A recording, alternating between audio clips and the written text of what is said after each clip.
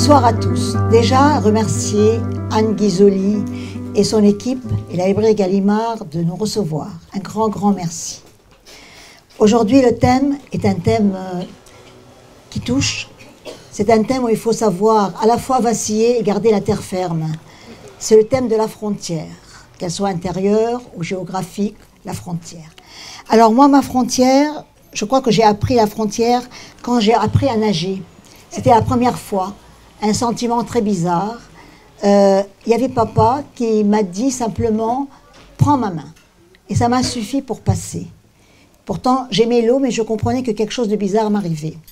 Après, la fois suivante, c'est quand j'ai été opérée de l'appendicite. Ne vous inquiétez pas, je ne vais pas tout énumérer. La deuxième fois, c'est quand j'ai été opérée de l'appendicite, j'avais 12 ans. Et l'anesthésiste m'a dit « n'aie pas peur, prends ma main ». Et c'est passé. Par la suite, c'était la mort de ma grand-mère. Et ma mère avait besoin que quelqu'un lui prenne la main, puisque celle qui lui prenait la main est morte. Donc, moi, on m'a tenu la main, ce qui est totalement différent de me prendre la main. Et puis donc, à mon tour, j'ai dit « prends ma main » souvent, pas assez. La frontière est le thème de ce soir. N'ayez pas peur, je ne vais pas attendre que quelqu'un de vous me dise « prends ma main ». Tous, vous me prenez déjà la main. Et je crois que ce qui est très important, c'est que vous n'ayez pas peur que je vous chante « donne-moi ta main et prends la mienne ». L'école n'est pas finie, mais c'est mon discours qui est fini. Et je suis très heureuse de vous présenter Jeanne Sautière, Emmanuel Ruben, Xavier Leclerc et Marie-Hélène Gauthier qui va aussi reprendre tout ça pour vous dire que eux, ils sont drôlement balèzes pour nous tenir la main et pour parler de frontières. Voilà. Bravo. Merci. On va commencer peut-être par Olivier Weber. Olivier Weber nous a envoyé du Karabakh une vidéo. On va essayer simplement de mettre le micro parce qu'on ne peut pas le joindre aujourd'hui, c'est compliqué. Donc il est en plein dans la frontière puisqu'il est sur une frontière de grande turbulence lui-même, il est sur le terrain. Bonjour Jeanne, bonjour à tous et désolé de ne pouvoir être parmi vous aujourd'hui. Je suis assez long en fait, je suis dans le Caucase du Sud, aux confins de l'Arménie, pas très loin de cette enclave qu'on appelle le Haut-Karabakh, dont je reviens, enfin de ses limites, puisqu'on ne peut plus rentrer dans ce qu'on appelle donc le Haut-Karabakh ou Artsakh, qui est une enclave arménienne occupée depuis peu par les Azerbaïdjanais après des agressions contre cet État qui est l'Arménie. Et je m'étais rendu à plusieurs reprises, y compris pour celui qui s'appelle Frontières avec un S. Et vous allez parler du thème des frontières, j'en suis ravi. Les frontières étant un thème qui m'est cher. Et pendant 2 ans, donc, j'ai essayé d'arpenter différentes frontières sur une quinzaine de pays pour essayer de faire parler les habitants de ces frontières, les hommes, les femmes qui les traversent, qui les transgressent, qui en vivent aussi, qu'ils soient humanitaires, douaniers, policiers, trafiquants, hommes de bonne volonté, quelquefois humanitaires aussi.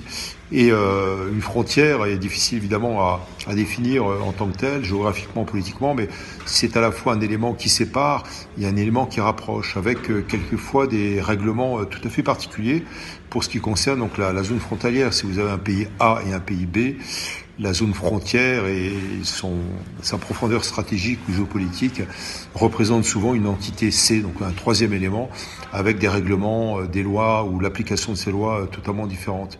Et donc une frontière est à la fois un élément bornant, un élément déterminant, un élément cognitif, de reconnaissance de l'autre, et donc un élément qui permet le rapprochement et aussi l'éloignement.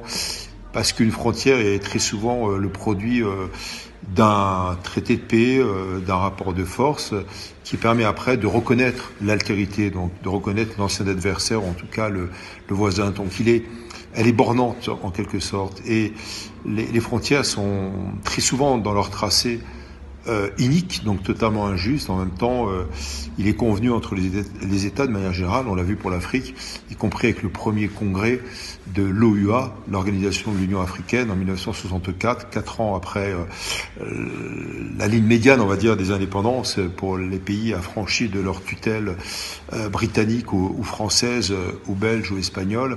Eh bien, les chefs d'État africains avaient convenu de de ne pas remettre en question les frontières et leur tracé, même s'il était évidemment totalement injuste, parce que ça serait sinon ouvrir la boîte de Pandore.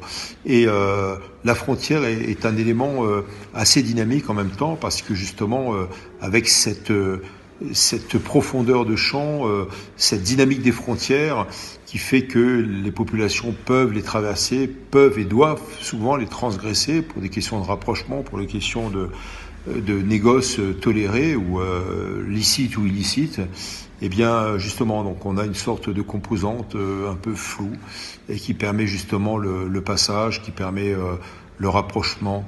Et c'est un thème littéraire formidable aussi, parce que on a des zones totalement floues, par exemple ce qu'on appelle les marches des empires, qui est un thème aussi qui m'est cher, avec les néo-empires, anciens empires qui redeviennent des empires aujourd'hui, et expansionnistes. C'est le cas ici, là où je me trouve, puisque il y a 3 empires qui représentent des éléments convergents, avec des sous-ensembles flous que sont l'ancien empire perse, l'Iran d'aujourd'hui, l'ancien empire tsariste et communiste soviétique, qui est la Russie de Poutine aujourd'hui, et l'ancien empire ottoman, qui est la Turquie d'Erdogan, et 3 néo-empires donc qui se rencontrent sur ces terres ici, dans le Caucase, en Arménie, dans le Haut-Karabakh, mais aussi bien sûr en Syrie, au Moyen-Orient ou ailleurs, avec des rapports quelquefois antagonistes, mais très très souvent des rapports de substitution et des rapports complémentaires. Et au niveau littéraire, évidemment, cela donne des expressions, des relations de personnages très forts, très contrastés, qui souffrent quelquefois des frontières et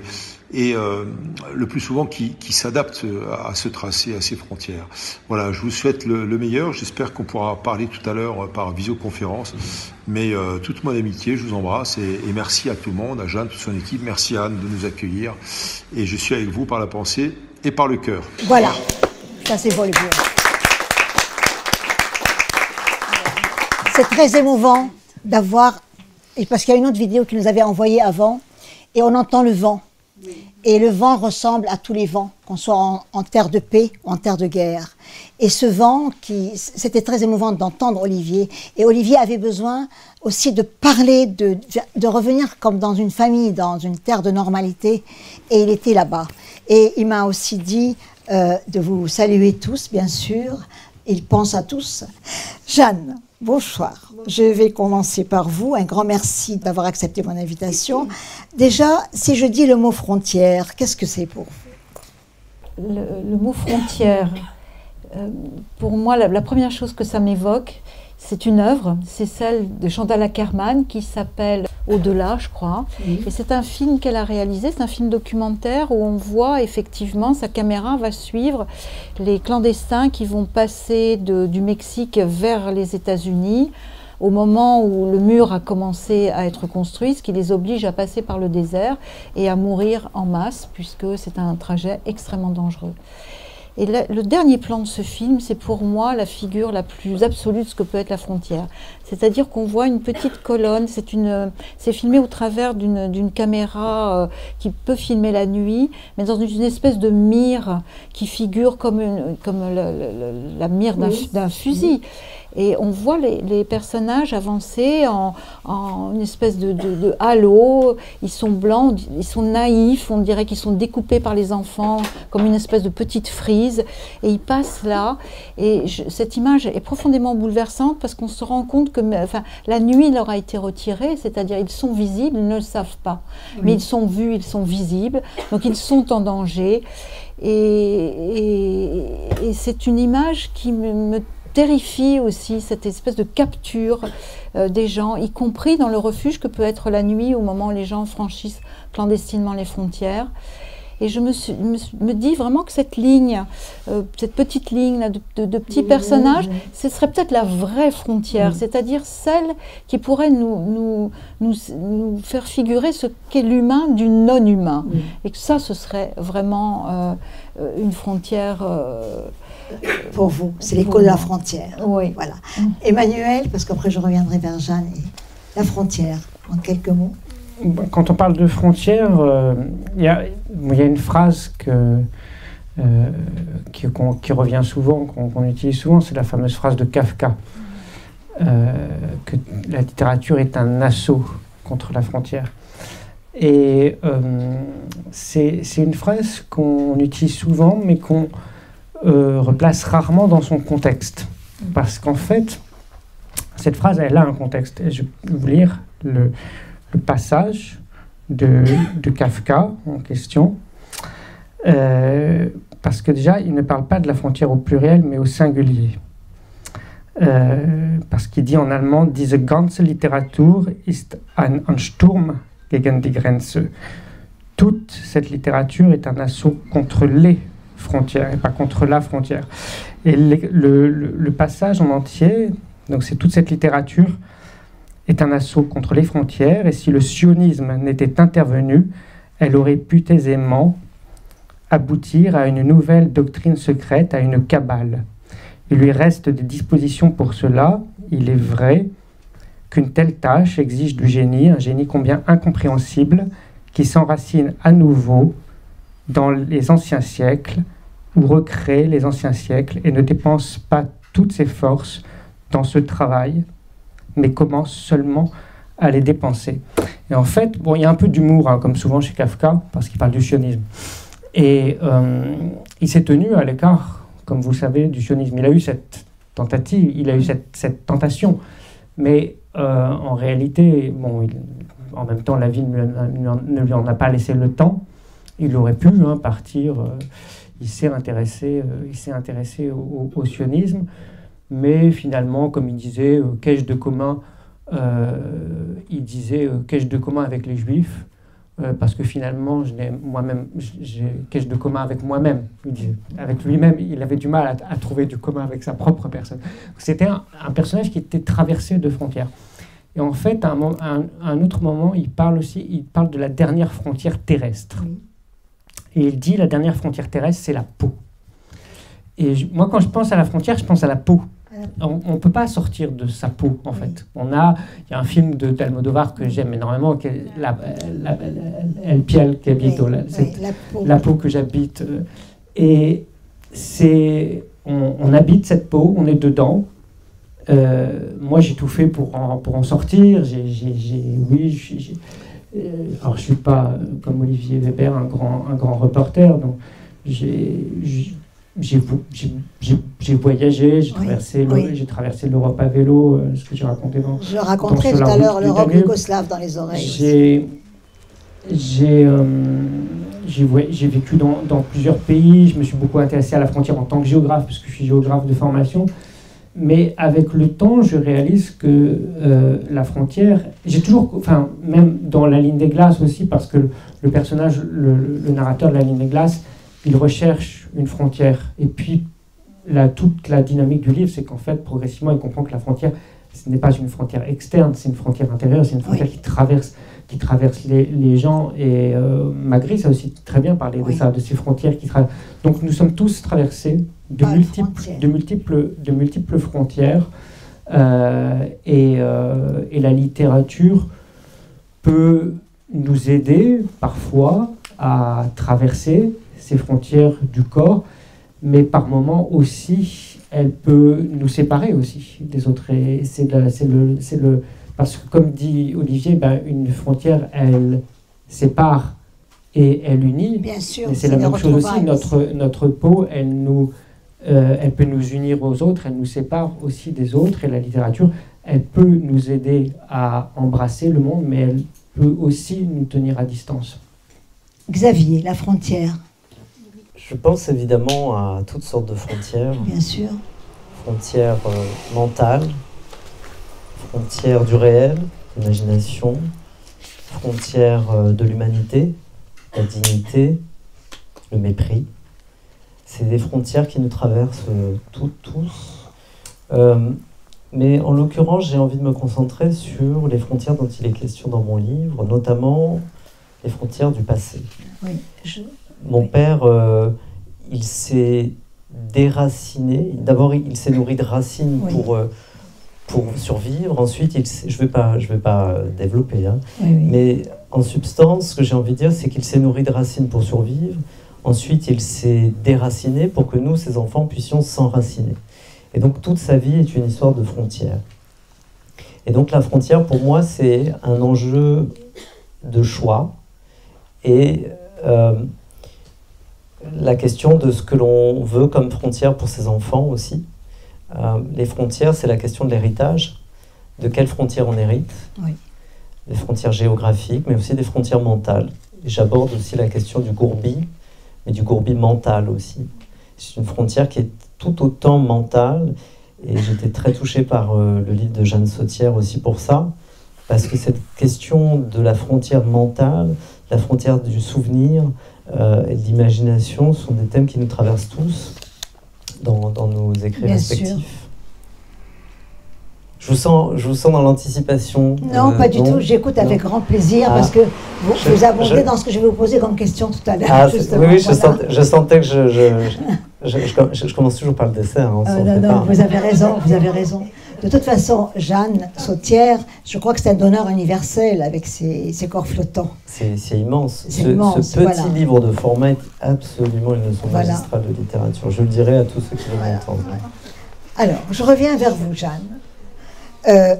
Vous avez eu un prix, celui de la GDL. Vous avez tous des prix, hein, ne soyez pas jaloux. Voilà, bravo. Je dois à Marie-Hélène, donc l'ordre dans lequel vous passez en l'absence de notre cher Olivier. Donc on commence par vous. Avec corps flottant, donc vous êtes devenu une sorte de donneur universel parce que nous sommes tous atteints de corps flottant. Vous dites cette phrase: le temps joue sa partition, mais le lieu tellement plus. C'est toujours lui qui fait le plus défaut. Pourquoi, Jeanne? Eh bien, il me semble que le lieu, enfin, on est fabriqué, me semble-t-il, par le lieu où on est. Voilà, on tombe de l'utérus de sa mère sur un sol, et ce sol va être celui qui va nous nourrir, celui qui va nous donner des paysages, qui est peuplé de gens avec qui on entre en lien, qui a une langue, et de tout ça, nous sommes complètement baignés. Donc le lieu, ça a toujours été une dimension très forte pour moi, et je ne comprendrais pas qu'un pays n'ait pas un droit du sol, non pas pour coller un individu quelque part, pas du tout. Et ça, je pense qu'on y reviendra avec toi, Xavier, parce que bon, c'est quelque chose de très, très, très fort dans ton livre, très bouleversant d'ailleurs. Non, pas pour ça, pas pour coller les gens, mais au contraire, pour leur donner cet espace. Quand on est dans des conditions de précarité extrême, les nourrissons sont extraordinairement fragiles, il faut bien s'occuper d'eux, et je trouve que l'étranger c'est la même chose. Oui. L'étranger c'est aussi quelqu'un, c'est pas le gars qui vient chercher un Airbnb à Paris, c'est pas ça, c'est celui qui arrive extrêmement démuni, à qui il faut montrer les chemins, à qui il faut donner le couvert, qu'on doit abriter, et ça c'est une façon de rembourser notre dette humaine, c'est-à-dire notre dette première, notre dette anthropogénétique, voilà, qui nous constitue comme humains. Et si on ne rembourse jamais la dette auprès de qui on l'a contractée, c'est pas vrai, on la rembourse toujours ailleurs. Et c'est pour ça que l'étranger, pour moi, c'est une figure fondamentale, extrêmement riche, forte, et que voilà, et qu'il est impossible pour moi, pour plein de raisons, parce que je suis née à l'étranger, j'ai été étrangère, j'ai eu une langue que j'ai perdue, pour toutes ces raisons-là, la question de l'étranger est pour moi complètement fondamentale et éthique, c'est le creuset éthique. Dans Corps flottant, le problème n'est pas l'oubli total, c'est le presque oubli. C'est comme s'il y avait eu un temps où les choses étaient quelque part un peu cachées par une vie autre, et après elles sont revenues. Et dans Corps flottant, il y a un problème, je trouve, de frontière existentielle, parce que vous étiez adolescente, vous avez pu partir du Cambodge, d'autres n'ont pas pu partir. Donc déjà, on a un destin comme prédestiné, enfin un destin prédestiné, c'est idiot de dire ça, mais quelque chose d'existentiel dans cette frontière. Et Corps flottant, pour vous, pourquoi ce titre? Ah oui, on n'a pas dit qu'en Corps flottant, la majorité du texte se passe au Cambodge. Oui, voilà. Justement. Alors, Corps flottant, c'est les petites particules qu'on a dans les yeux. Voilà. Je vois des gens qui hochent la tête, donc je ne suis pas seule à vivre ça. Et ce qu'il y a de... En fait, le corps flottant, c'est pas le traumatisme, c'est l'ombre de la petite fissure qu'il y a dans la cornée. C'est une ombre.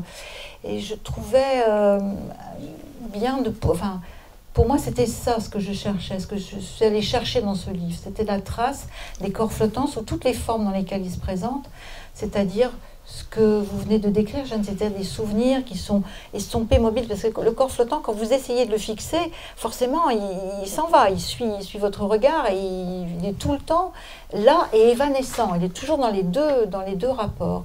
Et du coup, dans le texte, c'est ce que j'essaye d'attraper par toutes les formes par lesquelles on peut attraper quelque chose, qui sont des formes un peu fuyantes, mais un peu... qui arrive par la question des sens aussi, justement, la question du lieu où on est, de ce qui ce qu'il suscite. Et j'ai bien évidemment oublié la question initiale. Non, je disais simplement, pourquoi le titre de Corps flottant ? Ah, pourquoi le titre ? Eh bien, parce que c'était peut-être la métaphore qui pouvait le mieux contenir la démarche d'écriture. Oui. Et d'ailleurs, le texte, j'ai une première version de ce texte, il n'allait pas du tout. Et la deuxième écriture a été possible parce que j'ai trouvé le titre et parce que j'ai trouvé l'espèce de ligne sur laquelle je pouvais m'appuyer. Donc vous étiez adolescente quand vos parents et vous avez quitté le Cambodge. Oui. Vous avez eu la chance de pouvoir partir. Et oui, on D'autres était des sont expatriés, restés, mais voilà. parce qu'on était on était des favorisés. Oui. Voilà. Et ces autres vous sont revenus après, ceux qui sont restés, dont le visage de cette jeune femme irréductible, qui a été torturée et qui est morte. Oui. Et tout ce temps-là, vous ne l'avez pas, je crois... Je l'ai violemment rejeté. Oui. C'est-à-dire que quand je suis partie en 70, la guerre commençait au Cambodge, dans des conditions sur lesquelles on ne va pas revenir, mais enfin, qui était, le Cambodge a été la prise dans le conflit de toutes ces grandes puissances, l'Union soviétique, les États-Unis, la Chine. Et le Cambodge a été le moucheron écrasé dans cette histoire-là. Et effectivement, quand je suis partie, j'étais très amoureuse, je suis partie rejoindre mon amoureux qui était en France, je ne voyais que ça. Oui, c'était le temps de l'insouciance. C'était le temps de l'insouciance, de l'amour, l'insouciance peut-être pas, mais enfin de l'amour fou. Et voilà, je n'ai voulu voir que ça. Et après... je l'ai payé cher finalement, parce que il a fallu les refaire, ces retrouvailles avec tous ces gens qui sont restés. Et vous parliez tout à l'heure de Bofana. Bofana, c'est donc une jeune femme khmer qui est un petit peu comme la poupée gigogne du 1,5 million de morts du génocide. C'est-à-dire, c'est la figure que le centre mémoriel du génocide khmer porte son nom. D'ailleurs, il y a un site, vous pouvez aller le voir. On peut y voir d'ailleurs les visages de tous ces gens qui ont été torturés là-bas et qui sont morts parce qu'il leur fallait avouer. La logique de l'Ankar, ça veut dire l'organisation, au majuscule, c'était ça, c'était de faire avouer les gens. Il fallait les faire avouer n'importe quoi. Et Bofana a été tuée parce qu'elle a écrit des lettres d'amour à son mari. Voilà son aveu.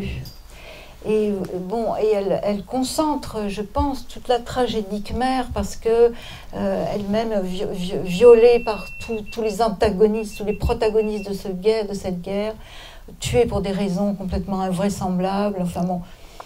Et c'est vrai que la retrouvaille, elle s'est faite grâce au travail de Ritipan, qui a fait l'image manquante, qui pour moi est un chef-d'œuvre absolu, parce que justement, c'est à partir de l'image qui manque qu'il arrive à travailler en construisant ces petites figurines en terre, en les peignant de couleurs vives et en mettant en scène tout ce qui s'est passé au Cambodge, que jamais une image d'actualité n'aurait pu redonner. Quand on voit ces petits bonshommes en terre, Ritipan dit ils sont sortis de la terre parce que ce qu'ils figurent, ils sont retournés. Et c'est exactement ça. On ne peut pas les voir sans une émotion totale. Mais je pense qu'on en reparlera. D'ailleurs, vous en avez parlé tout à l'heure, en évoquant ce que la littérature peut faire dans ce champ-là. C'est vrai, je pense à Boltanski, je pense à tous ces gens qui ont su, au travers de la perte en masse ou de la disparition en masse, faire, Boltanski fait un travail extraordinaire de visage, additionnés les uns aux autres, et on sait très bien quand on les regarde qu'on les attrapera pas tous, on les gardera pas tous, on va en oublier, mais pour autant ils sont là et nous avons compris ce devoir de ne pas perdre ceux qui sont là. Je continue sur ces mots que vous dites. Je suis née à l'étranger, ce n'est pas comme voyager et prendre un Airbnb et s'installer à l'étranger pour des vacances. Naître à l'étranger crée un devoir par rapport à ceux qui viennent de l'étranger chez nous. Oui, oui, ça c'est vraiment, je le ressens vraiment très très fort. Oui. Je l'ai ressenti très fort. Je vais dire quelque chose qui est peut-être un peu décalé, mais quand il y a eu quand on a gagné la Coupe du Monde de foot, là, il se trouve que j'étais avec des jeunes qui venaient d'Afrique et qui étaient des jeunes migrants isolés, et ils s'étaient barbouillés de bleu, blanc, rouge, ils étaient fous de joie, ils hurlaient dans les rues. Et je me disais, bon voilà la figure de l'étranger, c'est celle-là aussi. Comme sur le terrain, il y avait des figures d'étrangers aussi qui ne l'étaient plus, qui étaient devenus français, mais qui venaient d'ailleurs, et qui étaient là pour incarner quelque chose qui nous dépasse complètement. Et si la France n'a pas cette capacité d'être aussi la patrie de l'étranger, alors non. Alors non. Pour revenir à Corps Flottant, j'ai un ami qui s'appelle Patrick Tom Gallois qui m'a demandé de poser la question sur ce Pacifique qui vous relie, vous et Marguerite Duras. Bon, alors, elle est incontournable. Elle est incontournable. C'est ma vache sacrée. Oui. Bon. Et puis, ensuite, c'est vrai qu'elle a une façon d'évoquer cette terre. Elle l'a très bien décrite dans Un barrage contre le Pacifique, mais que j'ai lu d'ailleurs en rentrant en France. Je ne connaissais pas du tout Marguerite Duras, je ne savais absolument pas qui c'était. Quand je l'ai lu, effectivement, il y avait cette terre qu'elle décrit très bien. Ce sont des pays aussi de corps flottants, le Cambodge, parce qu'on ne sait plus terre et eau, comment tout ça se mélange absolument. Et du coup, quelque chose flotte. Effectivement, c'est des âmes flottantes aussi. Oui. Et donc, mais moi, je l'ai vraiment, quand j'ai lu L'Amant, là, j'ai vraiment ressenti vraiment ce pays. J'ai vraiment, j'ai fait un retour vers le Cambodge grâce aussi à toutes les évocations qu'elle peut faire de cette terre. Et elle, ça fait partie de ces auteurs qu'on peut lire 1000 fois et qu'on n'use et qu'on n'abîme jamais. C'est dire qu'elle est forte quand même. On est censé parler de Corps Flottant, mais aussi de toute votre œuvre. Moi, je voudrais parler de ces femmes nullipares. Ça veut dire qu'elles ne peuvent pas avoir d'enfants. Ou qui ont choisi de ne pas en avoir. Qui ont choisi de ne pas en avoir. Donc, nullipare, c'est nulle part. Quelque part, on l'entend. Oui. Alors, nullipare. Alors, nullipare, j'avais une amie qui m'avait dit, mais tu as fait tout un livre sur un mot. Je lui ai dit, oui, mais c'est un très gros mot et c'est un tout petit livre. Mais c'est vrai qu'il a plein de résonance pour moi, parce que la première signification de ce mot que j'entends dans une consultation médicale, je ne sais pas très bien ce que ça veut dire, mais déjà j'entends nul. Je pense que n'importe quelle femme entendrait nul, d'abord. On est fabriqué pour entendre des choses comme ça. Et puis ensuite, c'est vrai que c'est nulle part qui arrive. Nulle part, pour moi, c'est important, parce que la question du lieu, comme je l'ai dit tout à l'heure, elle me paraît essentielle. Je suis constituée par les lieux qui m'ont abrité, qui m'ont reçu, qui m'ont hébergé, qui m'ont accueilli. Et ce nulle part, c'était pour moi l'occasion aussi d'évoquer tous ces endroits. Oui. Et quand vous avez, parce que vous travaillez dans les prisons, vous travaillez aussi avec les émigrés, ils sont nulle part aussi dans ces prisons. Ce sont aussi des corps flottants. Ah, terriblement, oui. Oui. Terriblement, à plus d'un titre. Alors c'est vrai que quand moi je travaillais je ne travaille plus maintenant, mais quand j'étais dans les prisons, il y avait une disposition législative qui faisait que les étrangers clandestins étaient punis de prison. On les condamnait, oui. On les condamnait à la prison pour ne pas avoir de papier. Et du coup, arrivaient là des gens qui n'auraient jamais dû y être, et qui étaient dans une souffrance totale, parce que coupés de tout, parce que sans aucune ressource. Et en prison, quand vous n'avez rien, vous n'avez vraiment rien. Vous n'avez pas un timbre, vous n'avez pas un bout de savon, vous n'avez pas un biscuit si vous avez faim, vous n'avez pas un papier à lettres, vous n'avez rien du tout. Si les autres ne vous donnent pas, vous n'avez rien. Et eux étaient vraiment les gens du rien total, quoi. Et avec cette astuce extraordinaire qui était pour l'administration pénitentiaire de le regrouper par ethnie, ce qui effectivement leur donnait l'occasion de pouvoir parler leur langue, c'est vrai, mais en même temps en les laissant dans une pauvreté absolue, ce qui constituait des ghettos invraisemblables. Et c'est vrai j'ai rencontré beaucoup de détenus étrangers par ce biais-là, bien sûr. Il y a cet instant où vous évoquez Primo Levi, oui, qui est une très belle image, oui. Quand il portait la soupe. Ça, c'est racontez-nous ça. Oui. Ça, c'est quelque chose. Bon, j'espère que je vais pouvoir le faire jusqu'au bout, parce que c'est un texte qui me bouleverse jusque maintenant. Il y a des textes comme ça qui vous tiennent debout. Et là, c'est celui-là. Donc la scène, c'est la suivante.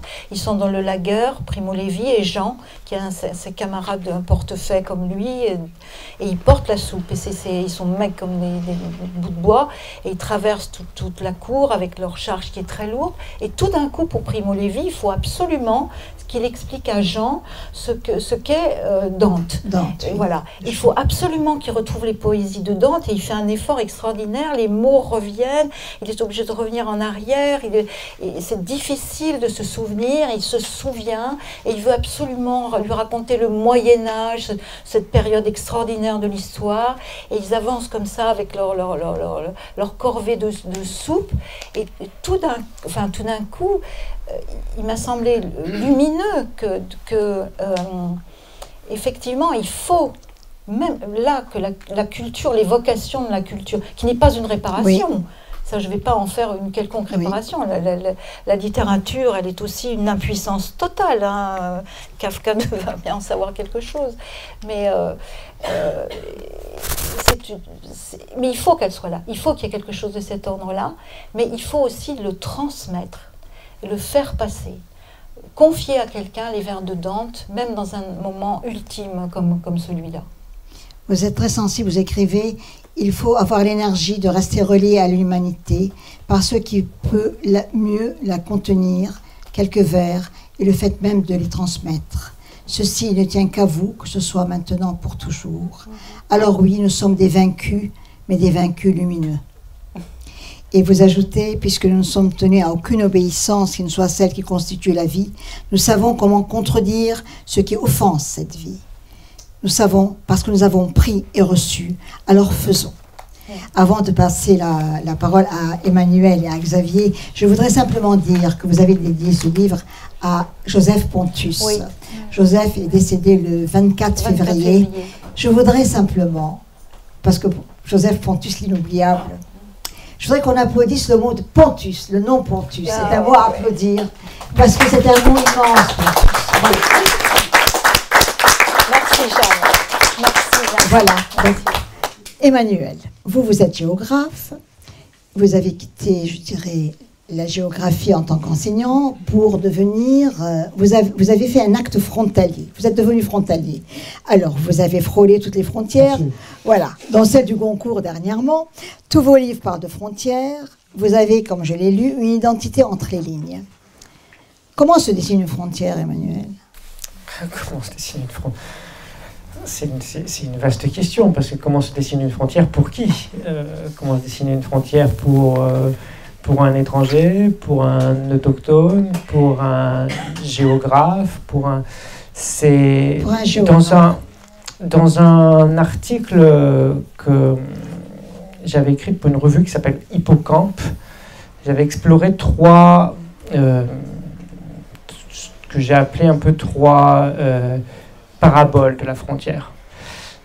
Parce que je crois que la frontière est assez essentielle dans la littérature contemporaine, dans la littérature européenne, tout particulièrement. Et je crois j'ai décelé trois figures. Ce que j'appelle la figure du veilleur. Oui. Le texte paradigmatique, c'est Julien Gracq, Le Rivage des Sirtes. Oui, on veille. C'est quelqu'un qui veille sur la frontière. Il y a un autre texte qui est très connu, c'est le texte de Buzzati, Le désert des Tartares. Et puis un autre dont j'ai vu récemment une belle adaptation théâtrale, ici au Théâtre du Vieux Colombier, qui est le livre de Coetzee, qui est En attendant les barbares. D'ailleurs, c'était très, très étrange, parce que j'étais allé voir cette pièce de théâtre un 13 novembre, quelques années après le 13 novembre 2015. Ça faisait un peu bizarre de se retrouver dans cette salle pour cet anniversaire un peu macabre pour une adaptation d'En attendant les barbares. Après, il y a une autre... ces trois livres m'ont énormément marqué. Il y a une autre parabole de la frontière qui est celle de l'arpenteur. Oui. Là, c'est Kafka. L'arpenteur, le château. La frontière est présente dans tous les livres de Kafka. Peut-être la plus belle nouvelle de Kafka, c'est la nouvelle sur la muraille de Chine, Oui. qui est quand même... La muraille de Chine, c'est quand même le seul élément humain qui est visible depuis la Lune. Donc c'est vous dire quand même la seule chose qui est visible depuis la Lune, de tout ce que les êtres humains ont fait sur la Terre, c'est une frontière. C'est une frontière, c'est une muraille. Dans La ligne des glaces, je cite au tout début, j'ai besoin pour tous mes livres d'une épigraphe. Bon, c'est comme ça. J'ai besoin d'un texte avant le texte. Et je cherchais une épigraphe au Louvre. Et donc je me promenais au Louvre et tout. Et je vais dans la salle de Mésopotamie et je tombe sur ce qu'on appelle la stèle des vautours. Oui. La stèle des vautours, c'est le tout premier, c'est le plus ancien document qui atteste l'écriture en cunéiforme sumérien. Et ça raconte quoi? Ça raconte un prince qui trace une frontière. Donc en fait, la naissance de l'écriture et la naissance des frontières sont concomitantes. C'est-à-dire que le premier, l'écriture commence avec la frontière.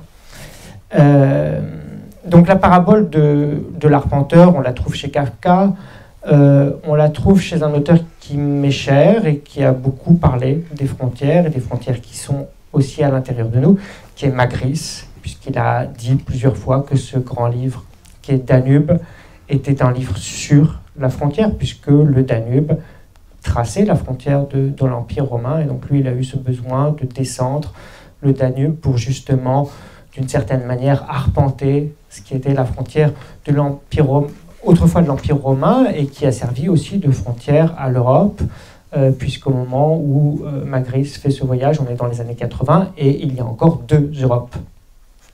L'Europe est encore séparée entre l'Est et l'Ouest, mais le Danube, que moi j'ai remonté à vélo, aujourd'hui, il continue à tracer. Oui. Il trace des frontières interétatiques, il trace des frontières interrégionales, mais il trace encore des frontières extra-communautaires. C'est-à-dire que le Danube, il trace aujourd'hui la frontière entre la Croatie et la Serbie. La Croatie, ça fait partie de l'Union européenne. La Serbie ne fait pas partie de l'Union européenne. Il trace la frontière frontière infranchissable, parce qu'il n'y a pas de pont entre l'Ukraine, qui ne fait pas partie de l'Union européenne et qui est aujourd'hui en guerre, et la Roumanie, qui fait partie de l'Union européenne. Donc ça peut devenir aussi un théâtre de guerre à venir. La parabole de l'arpenteur, on le retrouve chez aussi d'autres auteurs. Un auteur qui a beaucoup parlé de la frontière, c'est Jean Genet. Jean Genet a énormément parlé de la frontière. Il a eu des très belles phrases sur la frontière, parce qu'il a eu ce besoin, lui, de transgresser. C'est vraiment celui qui transgresse les frontières. Et puis la troisième parabole, mais dans le journal du voleur, Genet traverse toute l'Europe à pied, et il parle beaucoup des frontières. La troisième parabole, c'est la parabole du passeur. C'est celui qui traverse la frontière. Pour moi, un des auteurs qui a été très important, puis je lui ai un peu rendu hommage Sur la route du Danube, c'est Kerouac, avec Sur la route, parce qu'en fait, il traverse... Kerouac, vous savez, il fait comme ça, il réécrit l'Amérique, comme il disait, il traversait l'Amérique. Il ne faut pas oublier que Sur la route, ça se termine au Mexique. Et quand il traverse la frontière entre les États-Unis et le Mexique, là, on sent que ça y est, il y a quelque chose, le texte prend une dimension totalement inexploré totalement. Il y a quelque chose qui surgit, on sent que voilà, il accomplit véritablement quelque chose. Il y a un auteur qui a beaucoup écrit sur les frontières, il y a même un de ses titres qui est devenu ensuite une chanson, qui est Carlos Fuentes, avec la frontière de cristal, où il parle justement de cette frontière entre les États-Unis et le Mexique qui traverse les gens, qui traverse les familles, qui est vraiment... et donc ça a donné une chanson de Calexico, qui est la frontière de cristal. Donc je crois que voilà, la frontière, c'est quelque chose de... Moi, ce qui m'a toujours fasciné, c'est que la frontière, c'est quelque chose d'infini. Oui. En fait, les frontières sont infinies. J'ai écrit la ligne des glaces, en fait, c'était en fait la ligne des glaces surgit entièrement d'un texte de Borges qui nous dit que la carte à l'échelle 1-1 est impossible, qu'on ne peut pas tracer la carte du réel. Et ensuite, alors à l'époque, donc c'était la frontière, j'étais à la frontière entre la Russie et les pays baltes, qui est la frontière orientale de l'Union européenne. Mais après, je suis allé à Jérusalem, oui. Et donc j'ai écrit Jérusalem terrestre parce que j'ai arpenté le fameux mur de séparation entre Jérusalem et les territoires palestiniens. Et moi, j'allais à l'ONU et je demandais les cartes de l'ONU pour voir le tracé du mur. Et j'ai retracé ce mur dans le livre, puisque le livre est fait de cartes.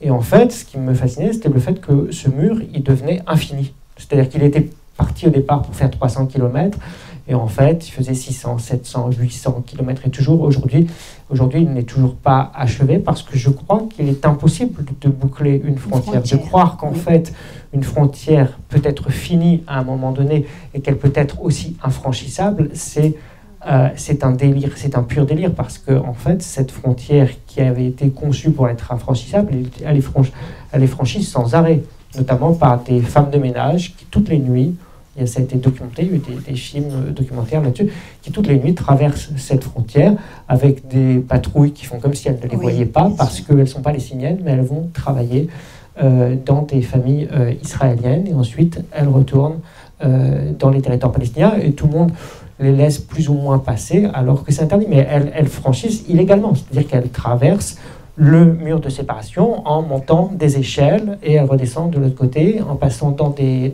tunnels, des souterrains et tout. Donc toute frontière est franchissable. Toute frontière est franchissable. Croire qu'une frontière est infranchissable, on sait toutes les personnes qui ont bravé le mur de Berlin au péril de leur vie. On sait toutes les personnes qui ont franchi. Il y a un monument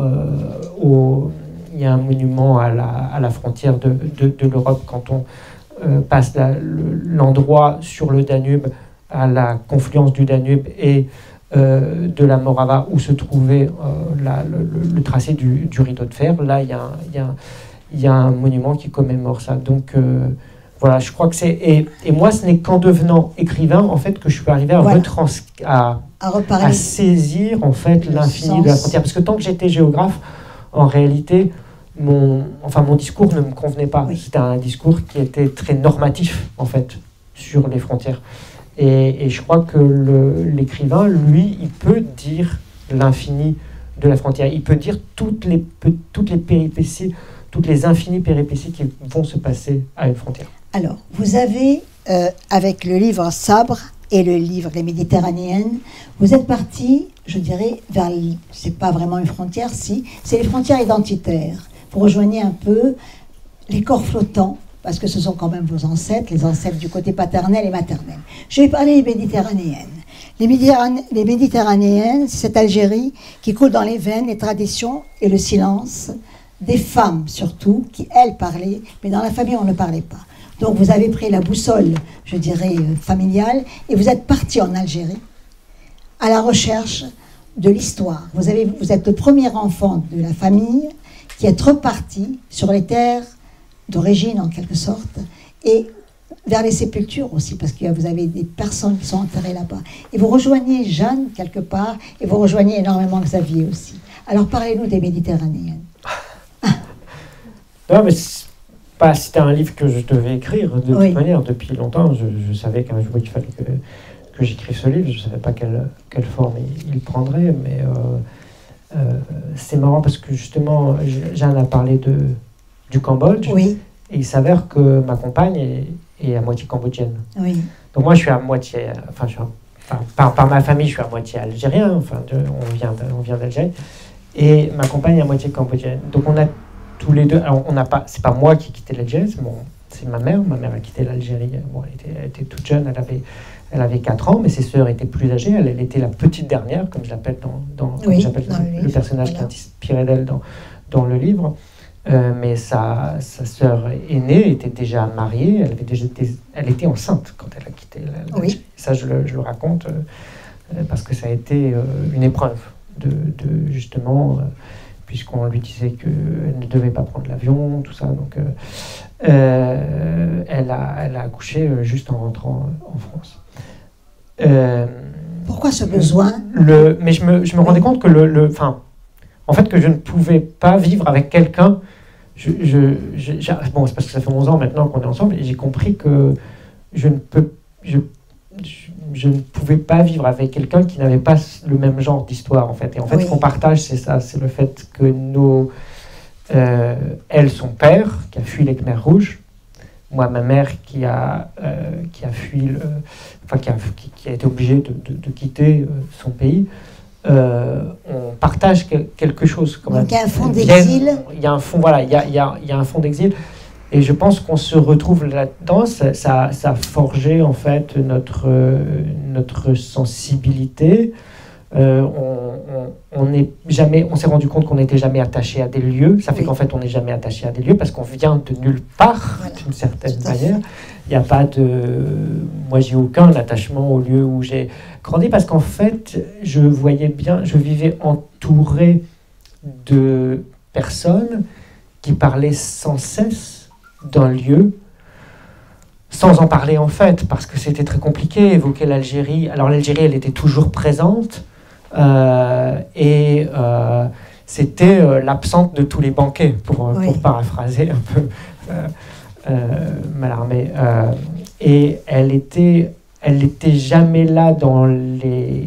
On n'osait jamais véritablement en parler pendant les repas, et en même temps, finalement, on ne parlait que d'elle. Et elle ne parlait que d'elle, parce que c'était les femmes qui parlaient, les hommes ne parlaient pas. Et c'était... Donc, oui, c'était une frontière, parce qu'en fait, voilà, elles étaient traversées par cette frontière. C'était une frontière dans leur vie, parce qu'en fait, pour certaines d'entre elles, pour ma grand-mère, qui avait quitté, dont en plus le mari s'était suicidé, donc mon grand-père s'est suicidé en 1957, elle a quitté l'Algérie en 1962 et elle était née en 1914. Donc c'est une césure nette dans sa vie, c'est-à-dire ça a partagé sa vie en deux.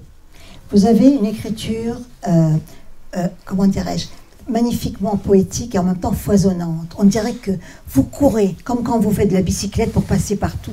Mais vous êtes parti en Algérie avec plein de souvenirs et vous vouliez absolument rapporter aussi plein de choses. Vous avez en vous une sorte de gigantesque coursive.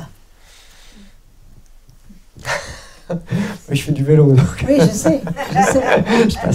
Je partage ma vie entre un tabouret, parce que j'écris sur un tabouret, et une selle de vélo. Donc, et vous avez besoin d'écrire des deux côtés de la famille pour pouvoir repartir. Ah oui, alors ça, non, mais de toute façon, bon, moi j'ai une famille donc juive maternelle qui vient d'Algérie du côté de ma mère, et une famille paternelle qui est protestante, qui vient d'Alsace-Lorraine, et avec une arrière-grand-mère qui était allemande, donc quand même avec des racines germaniques, et qui s'est retrouvée, qui a échoué au pied du Vercors, où je vais demain, puisque ma grand-tante, qui était libraire, est décédée, donc c'est son enterrement demain. Et je ne sais pas pourquoi je vous parle de ça, mais parce qu'on est dans une librairie. En tout cas, en fait, comme on est dans une librairie, je ne peux pas ne pas penser à elle, parce qu'en fait, ben, c'est d'elle que me vient le goût des livres, en fait.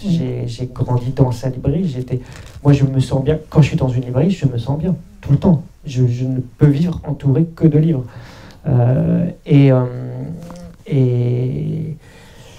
Et donc, je savais que ces deux familles, en fait, ne pouvaient pas être dans un seul livre. Oui. Donc, c'est pour ça qu'il y a les Méditerranéennes. Et Sabre. Et Sabre, c'est le livre sur les protestants. Mais c'est un livre très masculin, parce qu'il y a beaucoup d'hommes qui racontent, mais il y a quand même un contrepoint féminin qui est important, qui est cette tante Esther, qui est inspirée de cette tante libraire, qui vient vraiment apporter la contradiction sans arrêt à ces hommes qui s'inventent des destins. Et quand vous êtes revenu d'Algérie, comment vous avez été reçu par la famille? Ils vous attendaient avec les images de là-bas? Oui, alors c'était un peu étrange parce que je voulais voir leur réaction aux images, leur apporter, parce que j'avais retrouvé toutes les maisons dans lesquelles ils avaient vécu et tout ça. Et la scène, moi je l'ai transposée à Besançon, en fait elle a eu lieu à Dijon, chez une grand-tante aussi, qui s'appelle Mireille en vrai, qui s'appelle Myriam dans le livre. Et c'était juste avant le Covid, on était en janvier 2020. Et ensuite, elle est décédée du Covid. Mais elle est dans le livre. Cette grand-tante qui était un peu la doyenne de la famille, la plus âgée, dont la vie aussi avait été comme ça, partagée en deux entre l'Algérie et la France. Et c'était hyper émouvant parce que, oui, je lui montrais et tout revivait, tout ressurgissait comme ça. Elle m'a raconté des tas d'histoires. C'est peut-être aussi pour ça il y a beaucoup de choses, parce que oui, toutes ces femmes avec lesquelles j'ai grandi m'ont raconté énormément de choses. Donc il y a de quoi faire énormément de romans en réalité.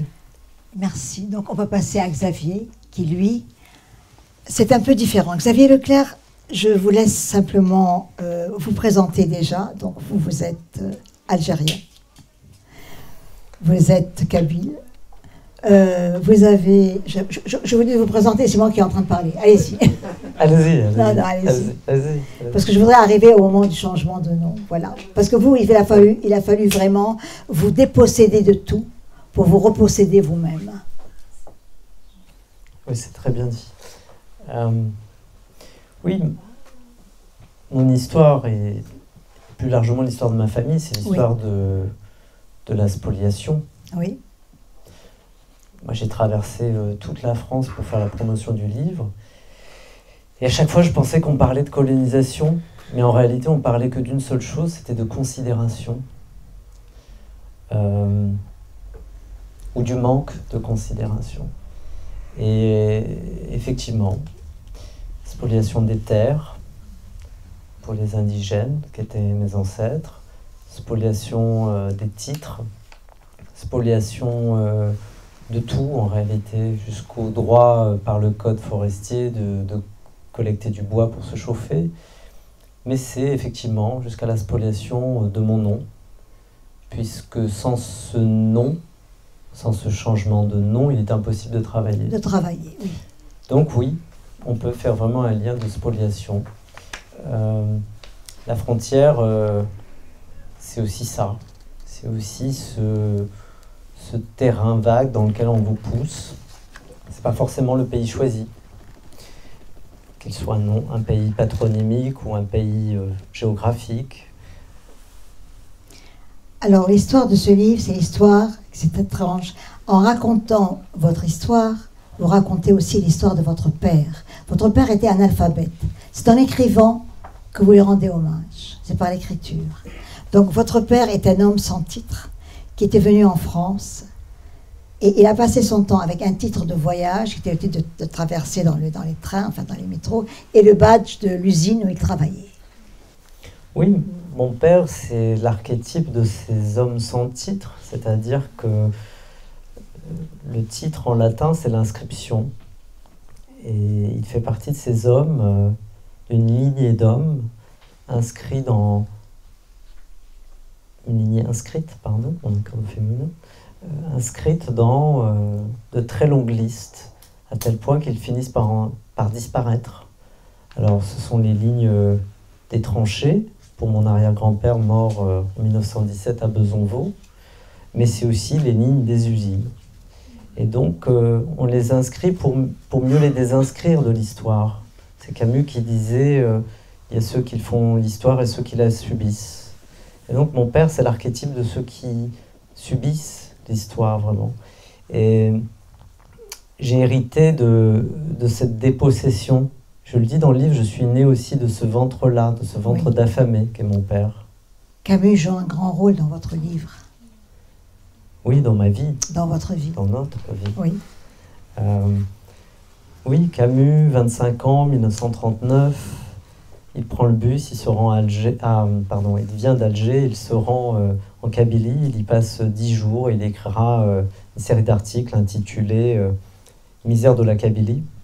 Et chiffre à l'appui, il décrit cette misère, la famine, le code forestier, l'injustice coloniale qui asphyxie la population réduite à se nourrir de racines. Et c'est un cercle infernal parce que pour travailler, il faut un permis de marchandage, par exemple, lequel permis est très cher. Donc, on organise comme ça, économiquement, une asphyxie totale de la population. Et mon père, il fait partie de ces enfants que Camus a décrits, ces enfants aux yeux magnifiques, disait-il. Mon père avait des yeux verts incandescents.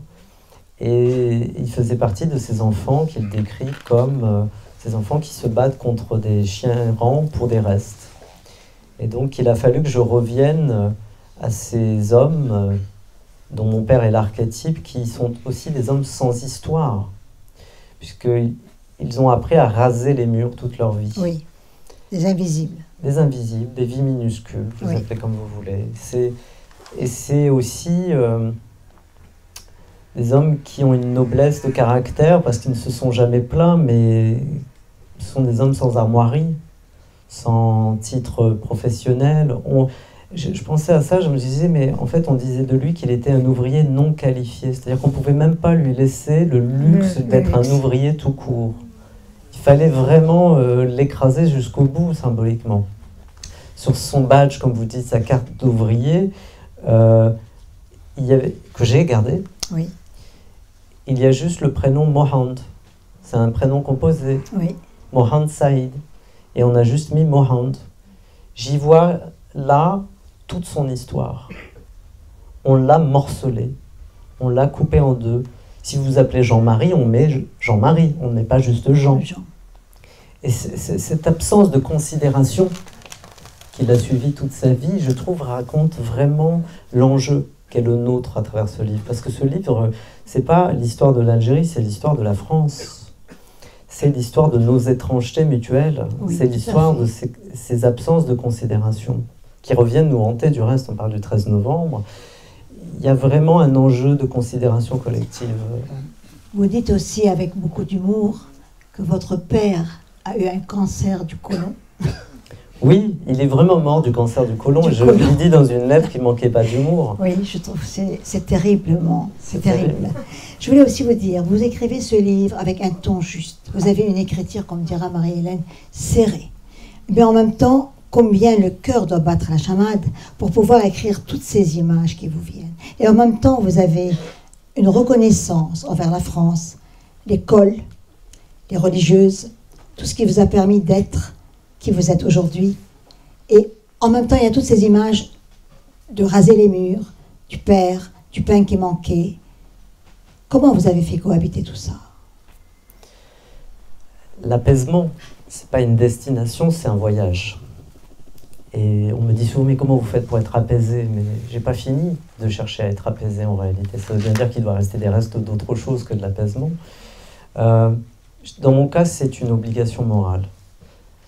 Camus disait que la faim avait posé un interdit, lui qui rêvait déjà de s'exalter devant la beauté des paysages et de la lumière rougeoyante à l'horizon.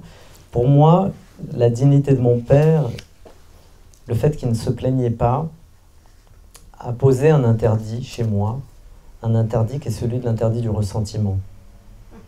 Donc je ne suis pas un saint, je ne marche pas sur l'eau, j'ai en moi un catalogue de colères, plus légitimes les unes que les autres, Par contre, cet interdit m'empêche de leur donner corps flottant.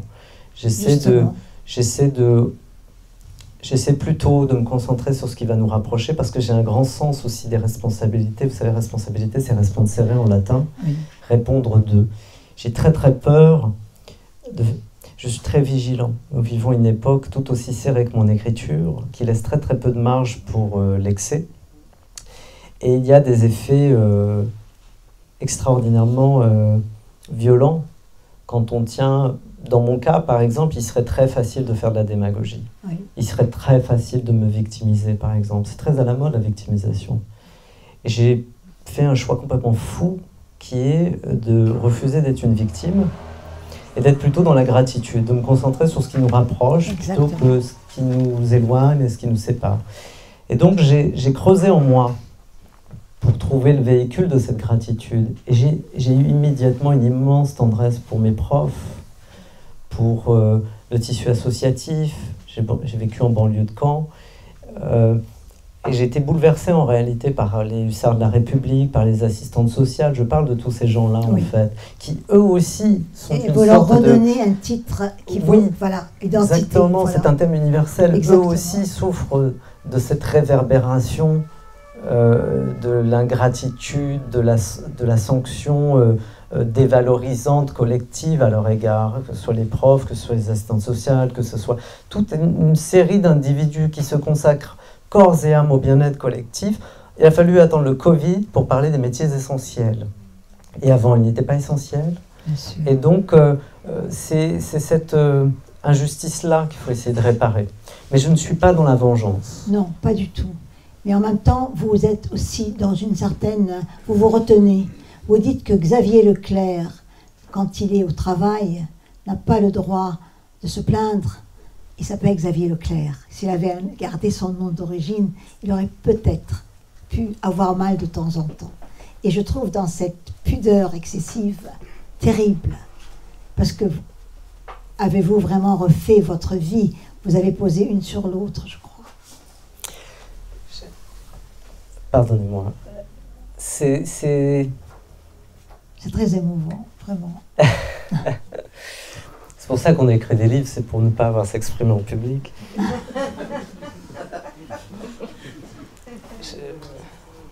Je sais ce que vous sentez quand vous n'osez pas, quand vous avez ce sentiment. Vous savez, je crois que nous sommes nombreux ici à avoir un sentiment, non pas d'exil spécialement, mais nous sommes beaucoup nés ailleurs. Et dans cet ailleurs, chaque fois qu'on en parle, on reçoit des coups de couteau et on se tait. Parce on est plusieurs en un. Je pense que c'est votre cas.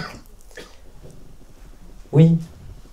Oui, un journaliste qui me posait la question, j'étais dans la merveilleuse cour de Gallimard, que Jeanne et moi on connaissait bien.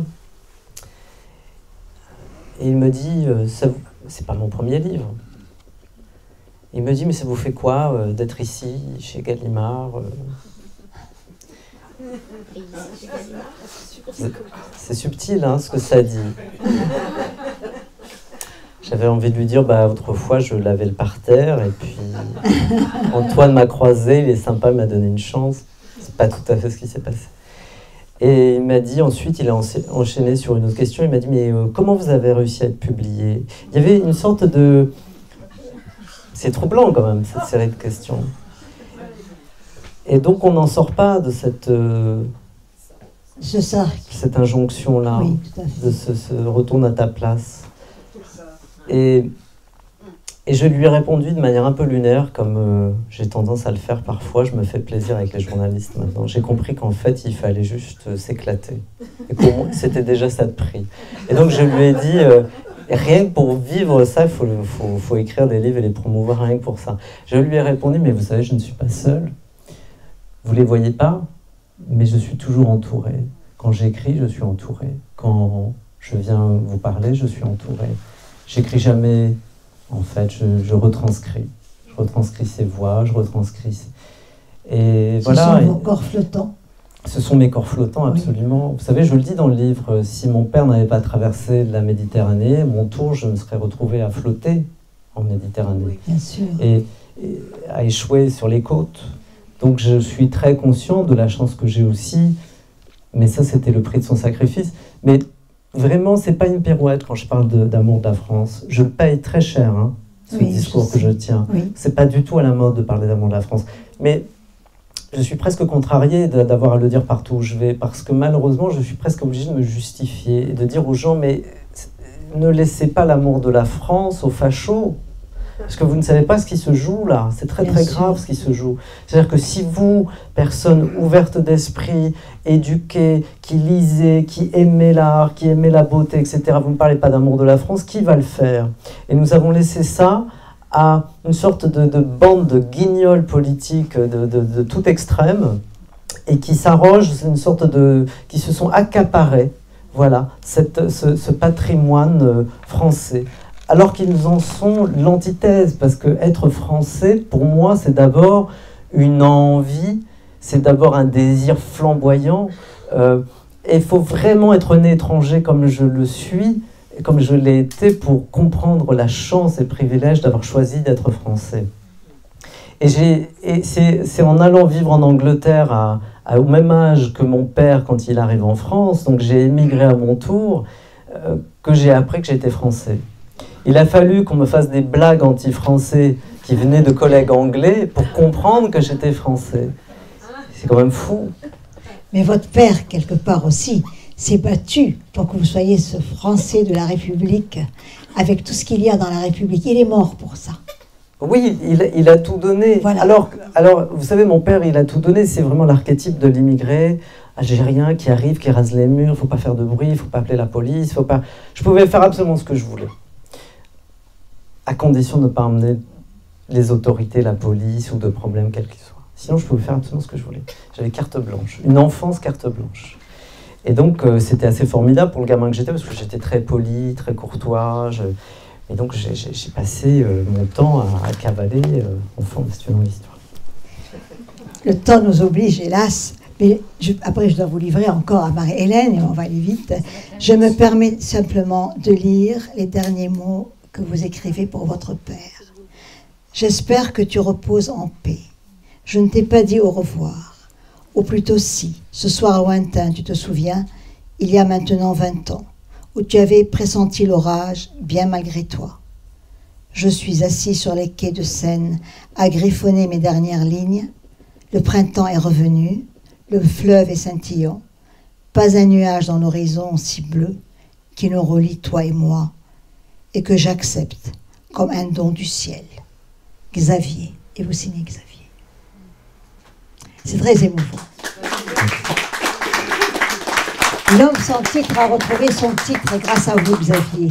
Les Méditerranéennes, elles sont géniales parce qu'elles ont retrouvé celui qui a été recherché plein de choses et leur a rapporté les images qui étaient peut-être un peu dont on ne voulait pas parler. Et Jeanne, vous, vos corps flottants, je vous ai dit, vous êtes un donneur universel. Vous nous avez tout donné à tous.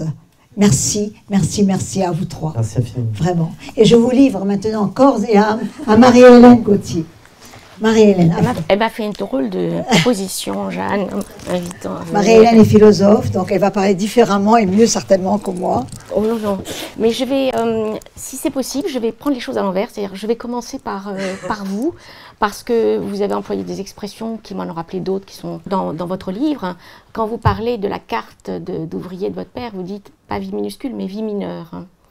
Si je ne me trompe pas, si je me souviens bien. Et puis par la suite, vous expliquez comment il est lentement tombé dans un silence muré, quelque chose d'ineffable, qu'il avait perdu la parole, en un sens, le goût de l'expression, et que ça a introduit une sorte de fissure en vous. Et pour faire des comparaisons, vous dites le cancer du côlon, vous parlez de Carrefour, qui était pas loin de chez vous, et vous dites que vous vous situez à un carrefour des cultures, ça c'est la déchirure, et que du coup ça vous a fait vivre une tectonique des classes. Cette tectonique des classes devient une expression qu'un géographe pourrait peut-être goûter, mais ça a un côté fulgurant, foudroyant. La tectonique, c'est quand même un mouvement constant qui vous place dans une adaptation, alors constante aussi.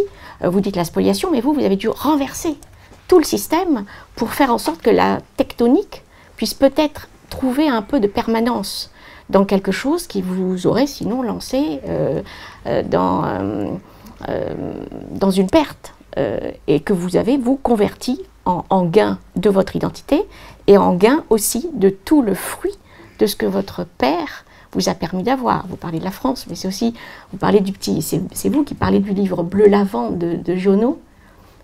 Oui, je mentionne. Bleu Lavande, j'ai cherché partout l'édition, je voulais le livre Bleu Lavande. Pas du livre Bleu Lavande. Alors, je parle de Giono. Alors, il va falloir me dire dans quelle édition c'est. On parle tous les deux de Giono. Oui, et bon.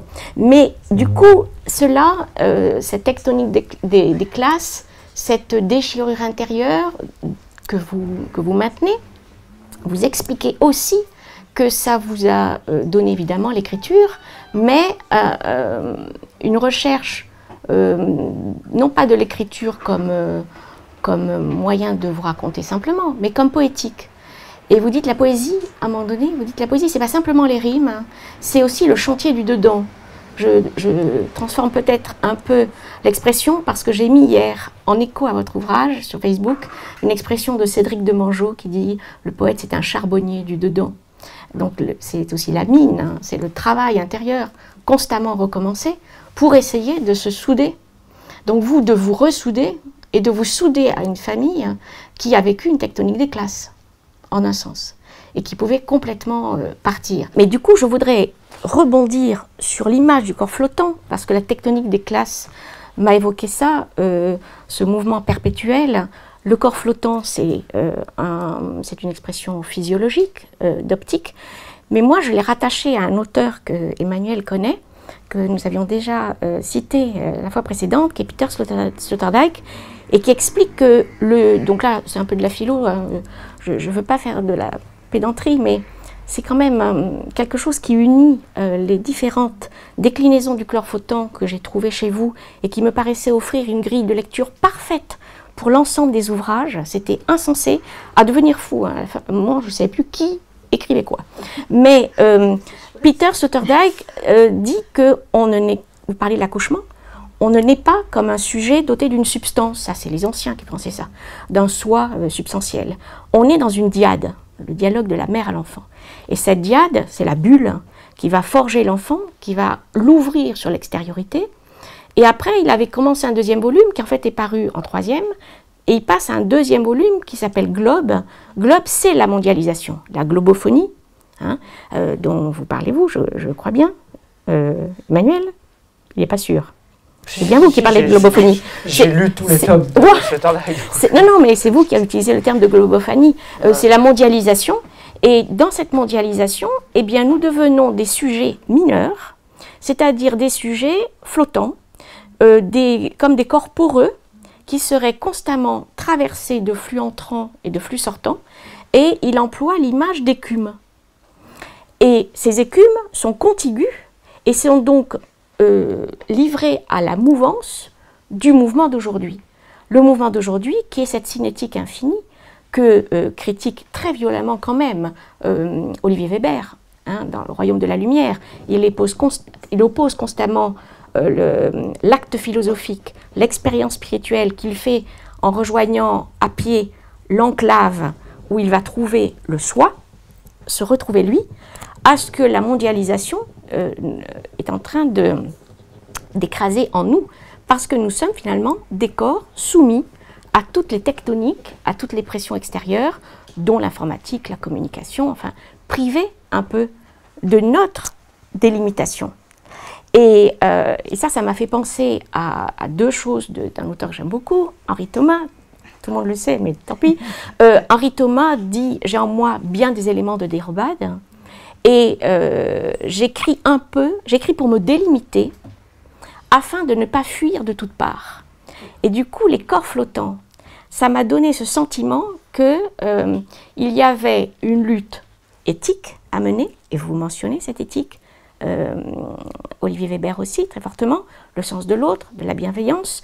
Dans cette contiguïté, il faut trouver un moyen de faire en sorte que la reconnaissance de l'autre puisse exister, puisque nous sommes de toute façon tous, je ne devrais peut-être pas dire ça, mais tous un peu livrés à la même enseigne aujourd'hui.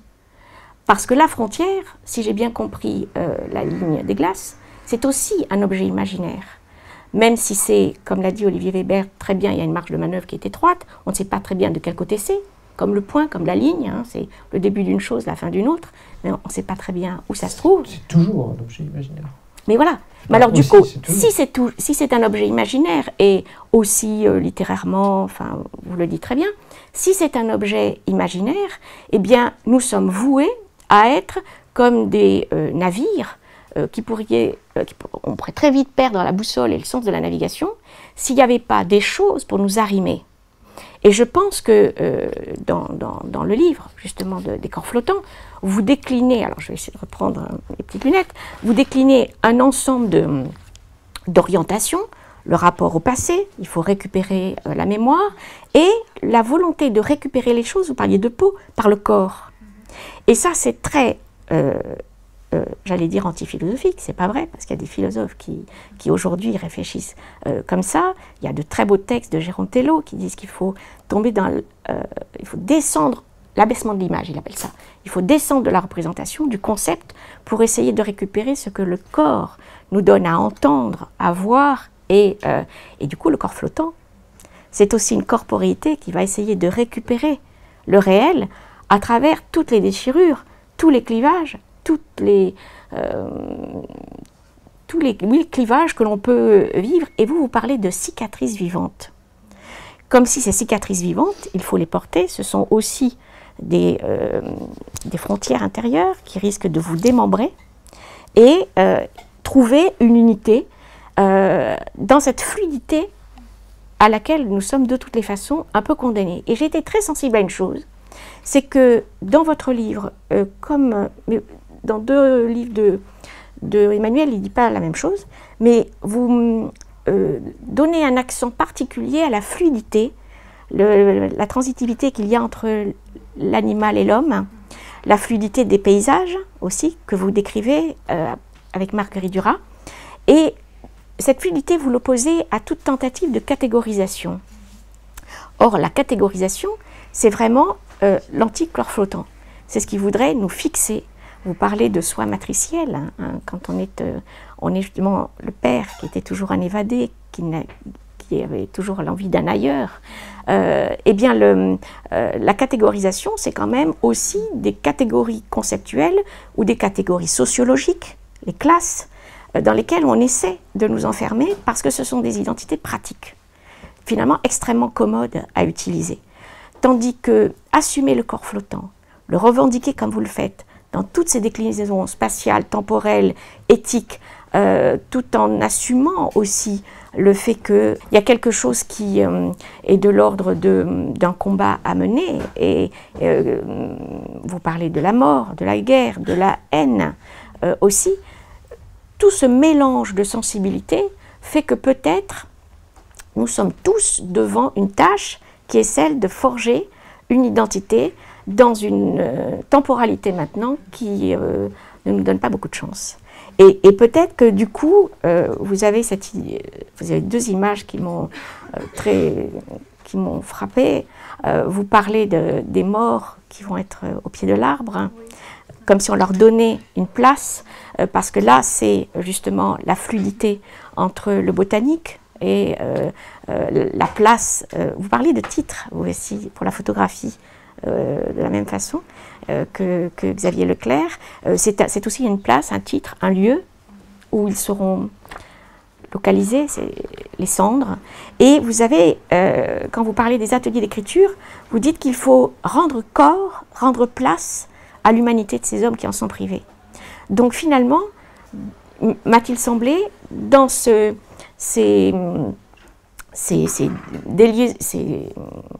formes de déliaison que vous subissiez dans votre histoire, il m'a semblé que le livre partait à la conquête, par l'imagerie du corps flottant, d'un appel à une reconstruction, à une identité qui serait à gagner. Et là, c'est un événement historique que vous citez dans les Méditerranéennes.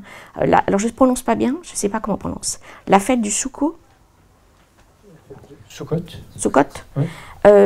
Qui m'a rappelé un livre, je ne sais pas si je ne l'avais pas cité, de Michal Gauvrin sur le vif, où elle explique que, alors je ne sais pas non plus comment on prononce, la souka, La hutte de branchage dont vous parlez, Ouais, la soucoupe.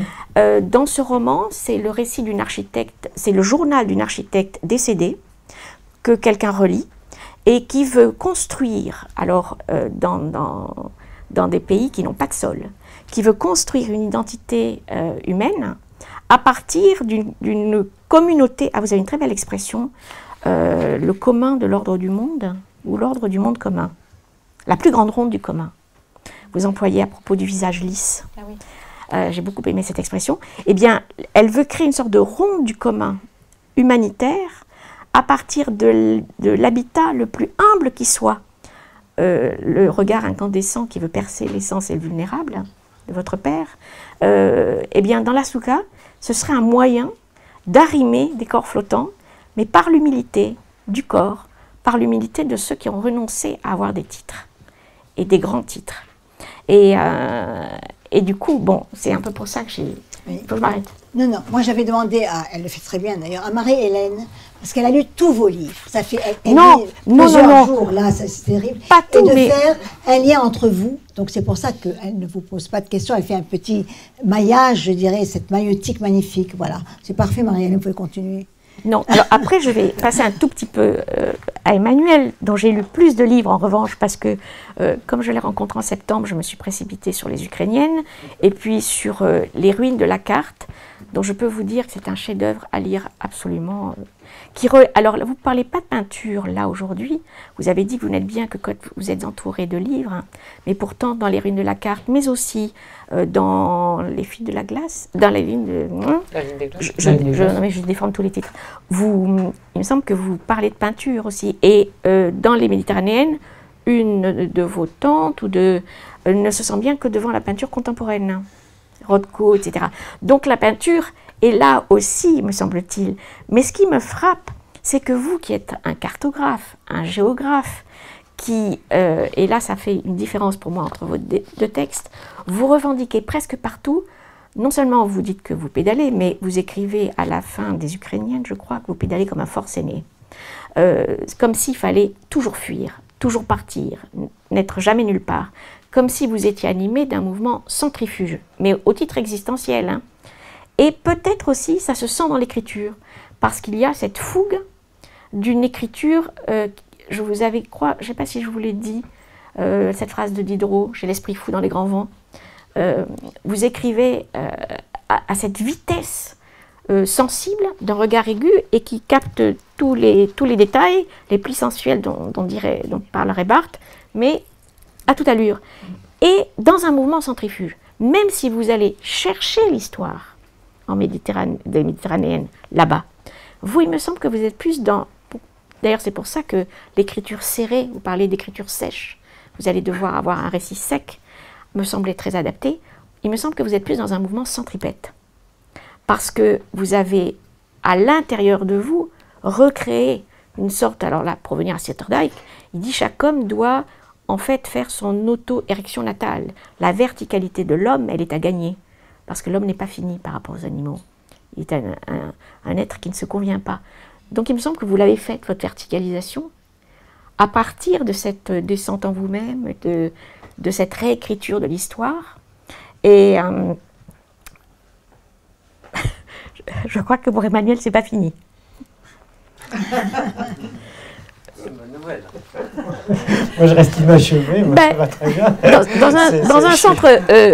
Dans ce mouvement centrifuge, et du coup, je vais peut-être terminer, si j'ai une minute encore, sur Olivier Weber, puisqu'il n'est pas là, mais j'ai été très frappée aussi dans le livre que j'ai lu, Le Royaume de la Lumière, il y a aussi un clivage chez lui, entre cette volonté de spiritualité, de descente en soi-même, de dépouillement. C'est fou les références philosophiques qu'il peut avoir, ou littéraires, qui vont du côté de la dénudation. Laisser le monde, il y a une rage contre le monde actuel qui est terrible. Et pourtant, eh bien, à côté de ça, il y a le grand reporter, qui est constamment partout, qui revient parler, qui passe à la télévision. Et c'est là où, s'il avait été là, je lui aurais posé la question qui me permet de rejoindre la métaphore de l'arbre. Il y a un roman que j'aime beaucoup aussi, Siloé de Gaden, où Gaden, tuberculeux, très raté pour l'existence, hein, il n'avait pas passé l'agrégation de classique à ce moment-là, connaît des extases mystiques auprès d'un arbre, en lisant, en discutant aussi avec des personnes qui sont animées par la même volonté d'élévation de soi que lui. Et à la fin, il est guéri. Et au lieu de rester dans ce mouvement d'union à la nature qu'il connaît auprès toujours du même arbre, il redescend dans la ville. Parce qu'à un moment donné, il faut reporter la parole dans la vallée. Et je me suis demandé si le clivage d'Olivier Weber n'était pas un peu de cet ordre-là. Monter dans le Mustang à je ne sais pas quelle hauteur pour redescendre. Alors qu'il a apparemment une sorte de haine viscérale du monde de la communication. En tout cas, vraiment, un grand merci. Mais vous leur avez donné des verticalités, des horizontalités. Oui, mais bon. Voilà, c'est formidable. Merci beaucoup. Peut-être que vous aviez encore quelque chose à dire. Je vais m'arrêter parce que sinon je ne m'arrête pas. Et, parce que, vous non, pouvez. Non, encore une non. Non, j'étais contente de l'arbre là. Voilà, mais je trouve qu'elle a vraiment fait une magnétique extraordinaire entre vous tous. Voilà. Et merci beaucoup, Madame Gauthier. Non, merci. Déjà d'avoir fait tout ça. Voilà. Moi, je dois dire que là, j'étais en panne de lecture depuis longtemps. Je n'arrivais plus à lire du tout. Et avec Jeanne, qui m'a donné quand même une petite liste de devoirs, je suis repartie en lecture comme en 40 et je n'ai pas terminé de vous lire. Voilà. Merci. Et vraiment, c'est très très beau ce que vous avez fait, Marie-Hélène. On vous remercie infiniment.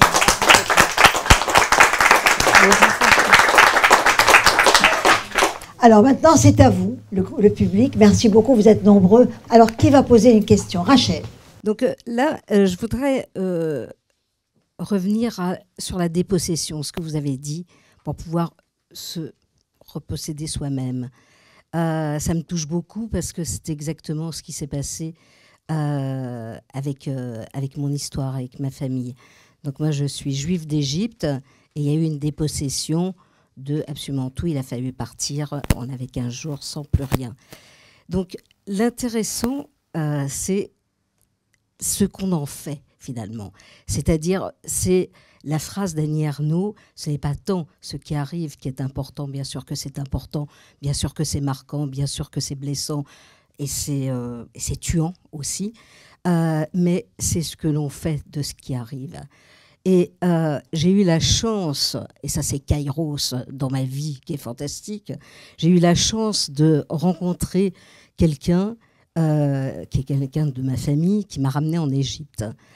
Et là, le premier truc que j'ai dit, c'est « mais c'est ma terre ». Alors qu'on est parti en étant complètement illégitime. On ne pouvait pas. Le premier truc que je dis, c'est ma terre. Et à partir de ce moment-là, je suis revenue en disant, il y a là-bas et il y a ici. Et c'était la première fois que j'employais, en fait, frontière. C'est-à-dire, il y a là-bas et il y a ici. À partir de ce moment-là, je me suis mise à écrire. Et là, ça a été mon démarrage de l'écriture sur une petite promenade d'exil. Et en plus, c'est une petite promenade. Voilà, c'est tout. Donc, dans reposséder avec cette dépossession, à la limite, ça dépend aussi de la force de vie, si j'ose dire, que l'on peut avoir. Et on n'est pas tous à la même enseigne, là. Donc, si on a la force de vie, alors, Kairos, allons-y. Et c'est là où ça fonctionne et ça fait beaucoup de bien. Voilà, merci à vous. Merci madame, merci pour votre témoignage. Je rebondis rapidement. Je suis touché de ce que vous dites. Et puis j'ai un attachement personnel très profond avec l'Égypte, mais c'est encore une très longue histoire. Vie mineure. Toute mon adolescence, j'ai porté sur moi une carte jaune délivrée par la préfecture de Caen avec l'intitulé très précis de « Carte d'autorisation de circulation pour étrangers mineurs ».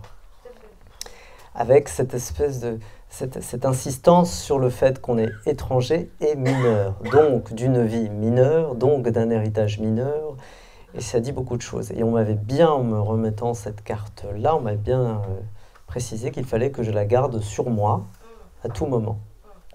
il y a quand même ce qu'on appelle des impensés, qu'une administration française, je ne suis pas un enfant des années 50, je vous parle des années 90 là, qu'une administration délivre une carte jaune avec l'obligation de se balader avec. Je le dis dans le livre, comparaison n'est pas raison, ce n'est pas la Shoah non plus, mais ce sont des impensés. C'est à cet endroit-là qu'il faut réfléchir peut-être.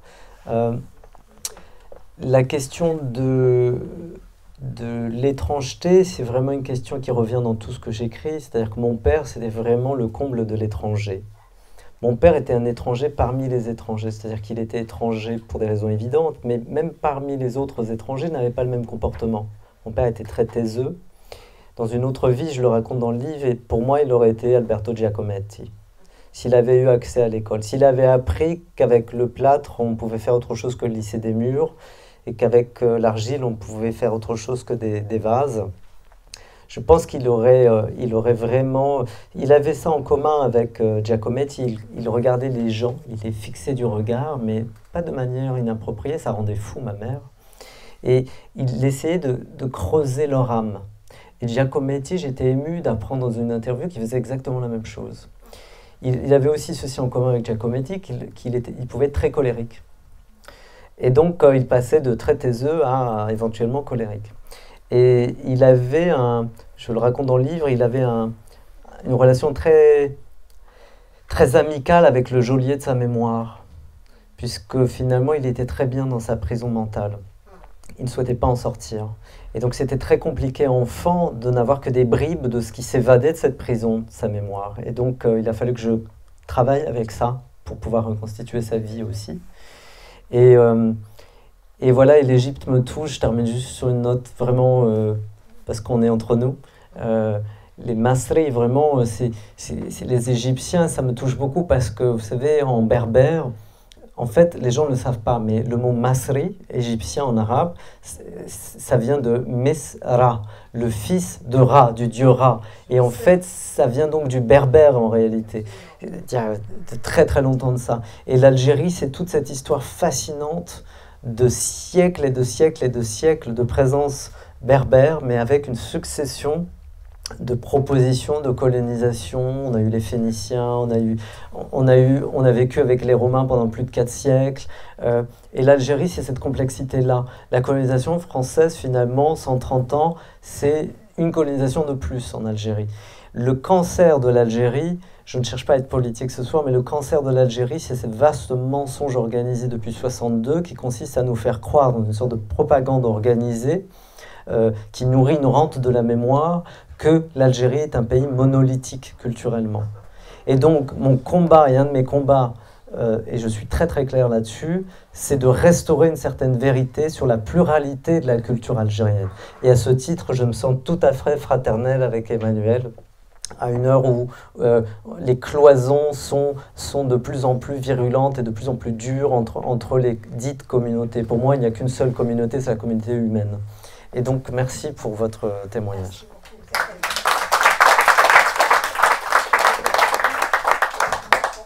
Alors merci beaucoup parce que c'est toujours très émouvant d'écouter des témoignages de la sorte.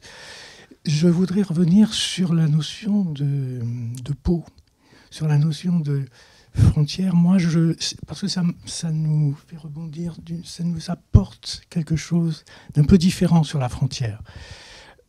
C'est la notion d'enveloppe contenante. L'enveloppe contenante, ça a été théorisé par un psychanalyste qui s'appelle Didier Anzieux, et c'est le moi-peau. Le moi-peau. Et là, c'est très intéressant parce que la peau n'est pas seulement ce qui sépare. La peau fait travailler ce qui est à l'intérieur et ce qui est à l'extérieur. Parce qu'il faut des passages, il faut des allers-retours vers soi et vers les autres. Et on vit c'est un peu comme une cellule, en fait, qui respire et qui va chercher... et ça pose un problème aussi d'identité parce que la peau donne une forme, et la peau montre un peu qui l'on est. Et l'identité se modifie avec les différents passages que l'on peut aller chercher chez l'autre. chez l'autre, chez l'étrange, chez l'étranger, chez le semblable différent. C'est celui qui nous interpelle, qui peut faire peur parfois parce qu'on a des identités qui peuvent être fragiles et il y a des replis, il y a quelque chose qui nous voilà. J'entends un peu tout ça. La frontière, c'est une enveloppe contenante, ça peut être aussi une séparation. Je pense au connu, à l'inconnu, par exemple. Qu'est-ce qui sépare? Et à chaque fois, à la frontière, il y a une tension parce que quand on est dans le connu, on veut aller vers l'inconnu pour le connaître. C'est-à-dire qu'on cherche un peu à agrandir les choses. Et puis, je voudrais peut-être réfléchir aussi sur la frontière des concepts.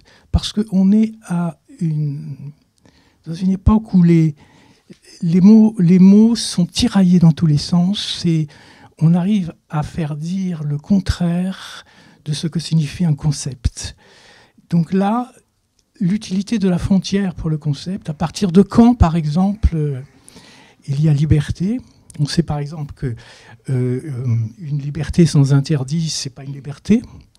Donc à partir de quand la liberté devient plus du tout liberté, et comment ça marche, et comment on peut manipuler le langage si on n'est pas attentif à la frontière. Ce serait pour poser une question par rapport à ce que vous avez dit. Alors, je confesse que je ne connais pas du tout la théorie du moi-peau. Donc, je vais dire une grosse bêtise. Mais comme il a été question de Lévinas, et le visage de Lévinas, comment ça s'articule? L'appréhension du visage, qui est quand même aussi la proximité et la responsabilité, il a été question, et le moi-peau.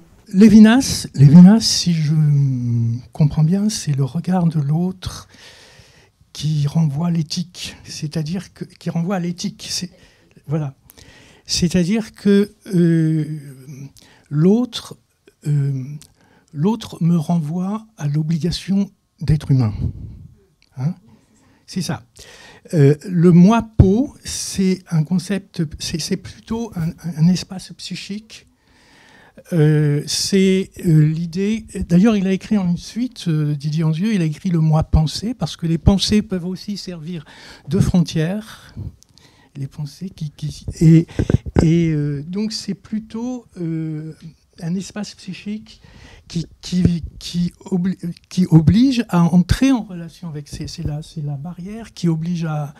En fait, si la peau ne joue pas son rôle, soit elle est ouverte, et à ce moment-là, il y a une confusion entre moi et les autres. Soit elle se ferme complètement, et à ce moment-là, il y a un enfermement en soi. Donc, pour que la peau et la frontière donc, jouent son rôle, il faut qu'il y ait des passages continus, constamment. Voilà. C'est pas tout à fait la même chose que Lévinas. Merci beaucoup. Moi, je citerai juste une phrase de Paul Valéry qui disait « Ce qu'il y a de plus profond en l'homme » à propos de la peau. Et Kafka qui disait « La dernière frontière terrestre ». Donc, ça dit beaucoup de choses. Bonsoir. Je vais intervenir de manière très très humble, très très simple. Je n'ai personne à citer. Tout d'abord, merci pour toutes ces définitions, ces éclairages sur les frontières, qui ça me touche beaucoup, comme beaucoup ici. Merci d'avoir évoqué les enseignants, les professions essentielles. Je suis enseignante et cela m'a beaucoup touchée. J'espère qu'au sein des écoles et comme ailleurs, les frontières sont atténuées, hein, un peu gommées. En tout cas, je pense que c'est le travail que nous menons toutes et tous, avec vraiment, vraiment beaucoup de cœur. Et cela m'a touchée que vous ayez mis l'accent sur mon métier. Et également sur celui des soignants et autres qui sont devenus essentiels, bizarrement, une fois qu'on ne pouvait plus rien faire. Merci aussi du fond du cœur pour ces corps flottants. Je suis rassurée, je ne suis pas la seule à voir des paillettes qui se promènent. Et là, vraiment, ça m'a fait un bien fou, j'ai commencé à paniquer un peu. Donc, par contre, ça éclaire vraiment ce qui se passe dans mon regard lorsque j'essaie d'écrire ou de dessiner. Et je me demandais si tous ces corps flottants avaient finalement des traits très, très distinctifs et reconnaissables, ou s'ils restaient finalement très flous, et que par le biais de l'écriture, vous arriviez à leur donner des traits, des traits que l'on peut, nous, en tant que lecteurs, vraiment deviner, vraiment lire, vraiment reconnaître? Alors, je crois que ils sont là et l'écriture les fait advenir, tout simplement.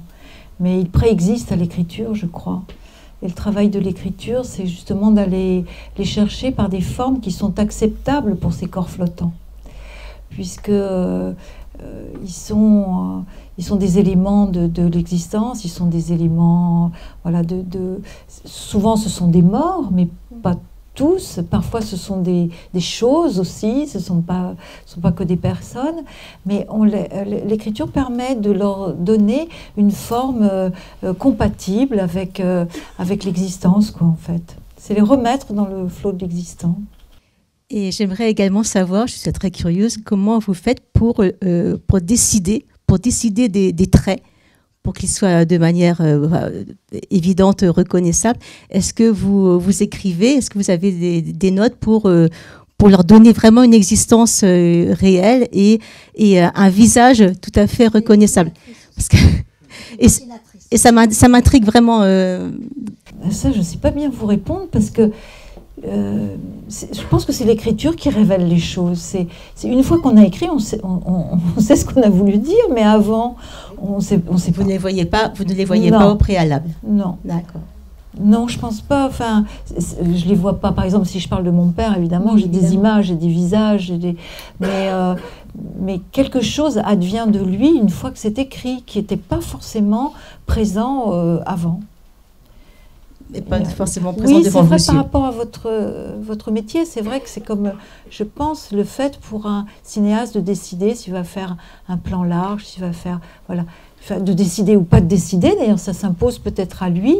Et une fois qu'il a cette image, il sait ce qu'il voulait faire. Il sait ce qu'il avait envie de faire. Parce que je crois que Armelle, sa frontière, c'est comment elle voit le crayon et ce qui lui apparaît sur le papier. Voilà. C'est extraordinaire. Et comme je n'arrive pas tellement moi-même à analyser, je voulais un petit peu d'aide. En tout cas, merci beaucoup pour ces beaux témoignages et ces beaux partages. Merci, et merci Jeanne. Merci beaucoup. Merci. Merci à toi. Des questions? Moi, c'est juste une petite intervention parce que vous parlez tous de peau. Je voulais très humblement, d'un point de vue médical aussi, vous aller un peu au-delà de la peau, parce que c'est... on peut aller de l'infiniment petit à l'infiniment grand en parlant des différentes frontières. C'est l'ADN qui se retrouve dans le noyau dans le cytoplasme, le sang dans les vaisseaux sanguins, les organes dans la cage thoracique. Donc la nature du corps humain en soi est faite de frontières dans des frontières jusqu'à la peau et même jusqu'à l'habitat. Donc quand ce corps humain s'est retrouvé dans la nature face aux intempéries, les hommes premiers ont pensé à se construire des maisons comme leur corps s'est protégé, comme le sang s'est protégé avec les vaisseaux, le corps humain s'est protégé avec l'habitat. Mais dans tout ce que je dis, toutes ces barrières que la nature a faites, elles ont été faites pour organiser les échanges. Elles n'ont jamais été pensées par la nature comme des barrières complètement hermétiques. Donc c'est les parois des vaisseaux sanguins communiquent avec la lymphe, le cœur avec les artères, la peau avec l'extérieur. Donc toute barrière naturelle était faite à la base, pas juste pour protéger, mais pour favoriser les échanges. Et donc je pense que par extrapolation avec tout ce que vous dites dans ces magnifiques livres, les frontières sont faites pour les échanges et pas pour les barrières. Et d'ailleurs, l'excès de frontières, l'excès d'immunité fait les maladies auto-immunes. L'excès de peau fait la sclérodermie, fait les maladies de peau très épaisse. Et donc, tout excès de barrières n'est autre que pathologie, que maladie. C'est intéressant de voir cette peau qui est au contraire... Mais si je peux me permettre, moi je pense que ce qui rend la frontière perméable, c'est l'hospitalité. C'est par l'hospitalité qu'on fait respirer une frontière et qu'on la... Exactement. D'ailleurs, je retiens ce discours, c'est pas des pensées personnelles, j'ai fait un master d'éthique, donc et toutes ces notions, on les étudie en éthique médicale. D'ailleurs, on parle de Lévinas, de Paul Ricoeur, qui ont repris toutes ces notions.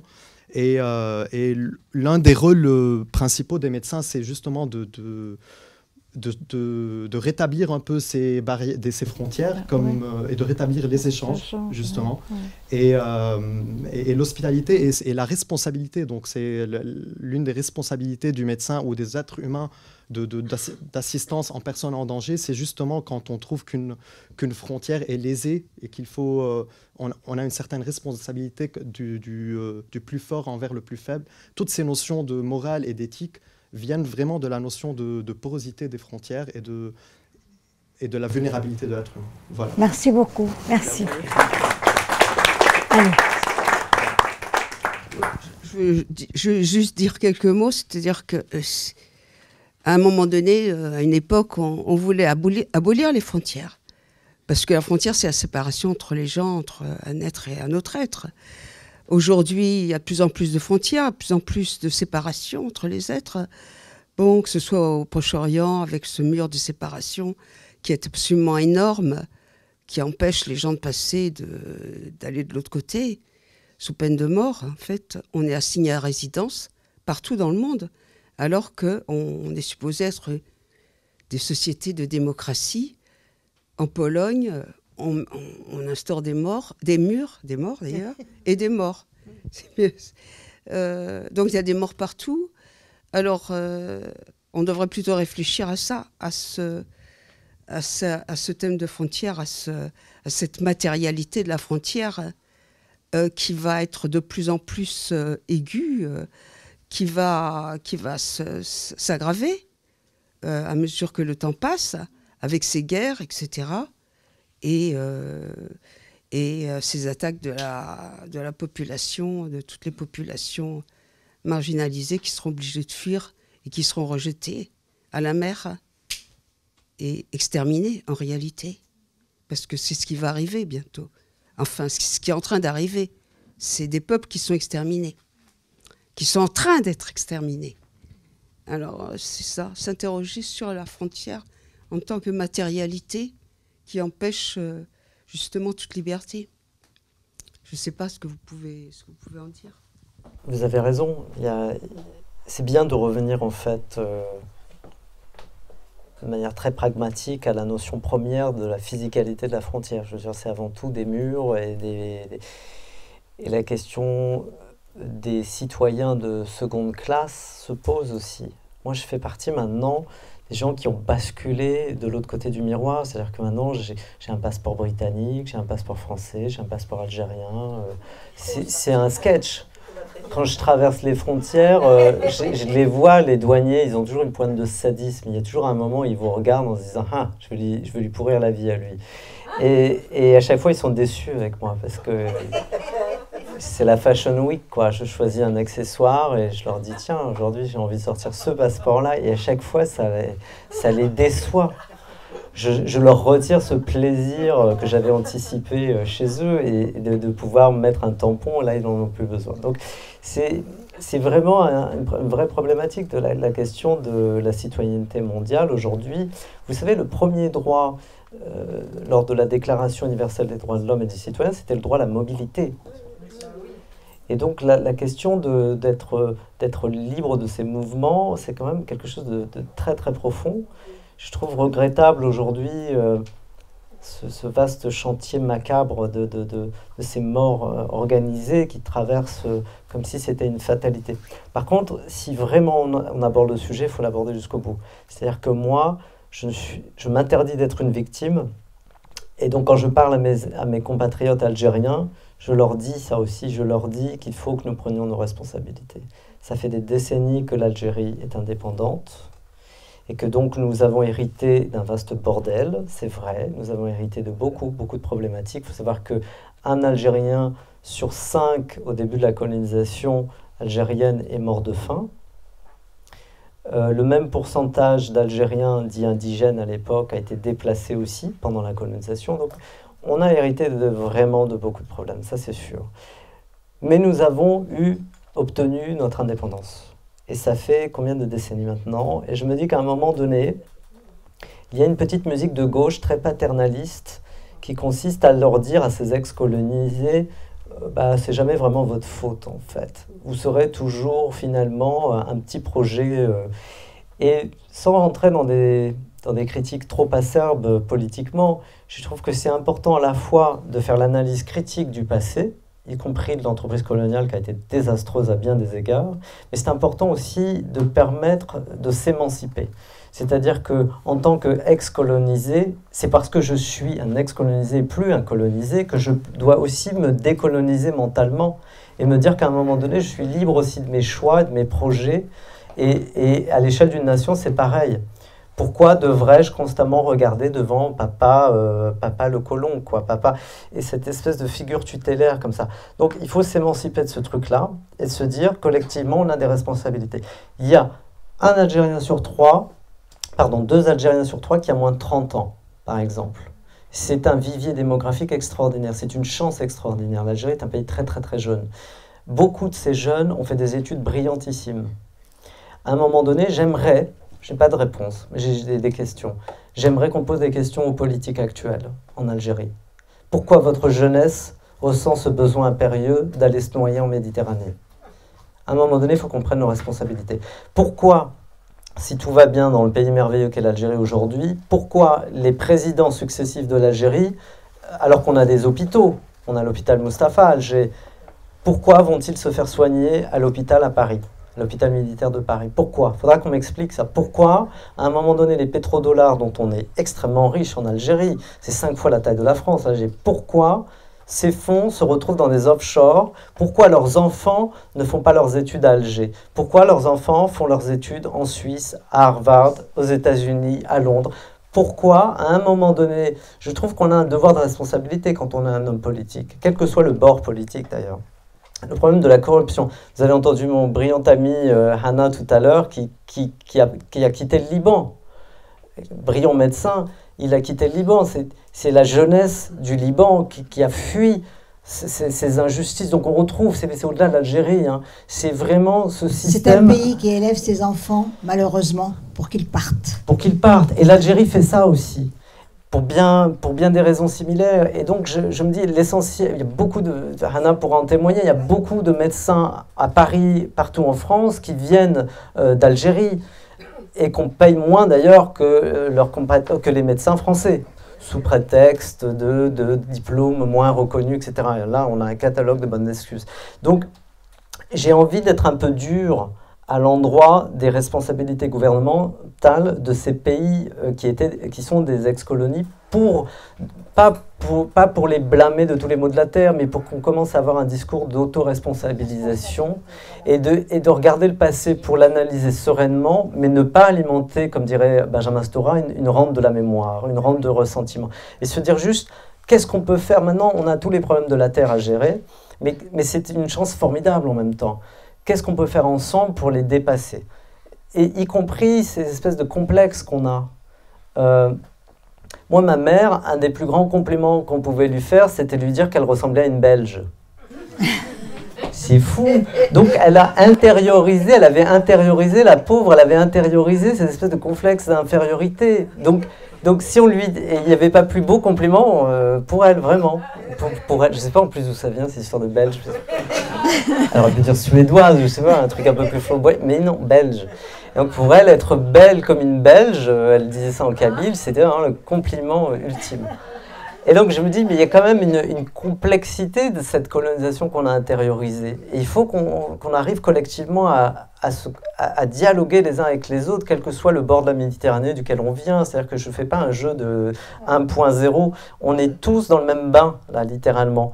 Je termine juste sur une citation d'Annie Ernaux que Jeanne aime bien nous sortir parce qu'elle illustre bien les corps flottants. C'est qu'on n'a pas un corps, on est un corps. C'est très important. Moi, pour écrire ce livre, j'ai pris 15 kilos. Parce que pour écrire sur la faim FAIM, qui est quand même l'essentiel de la vie de mon père et de mon héritage, il a fallu manger. J'avais faim, j'avais vraiment faim de réponses.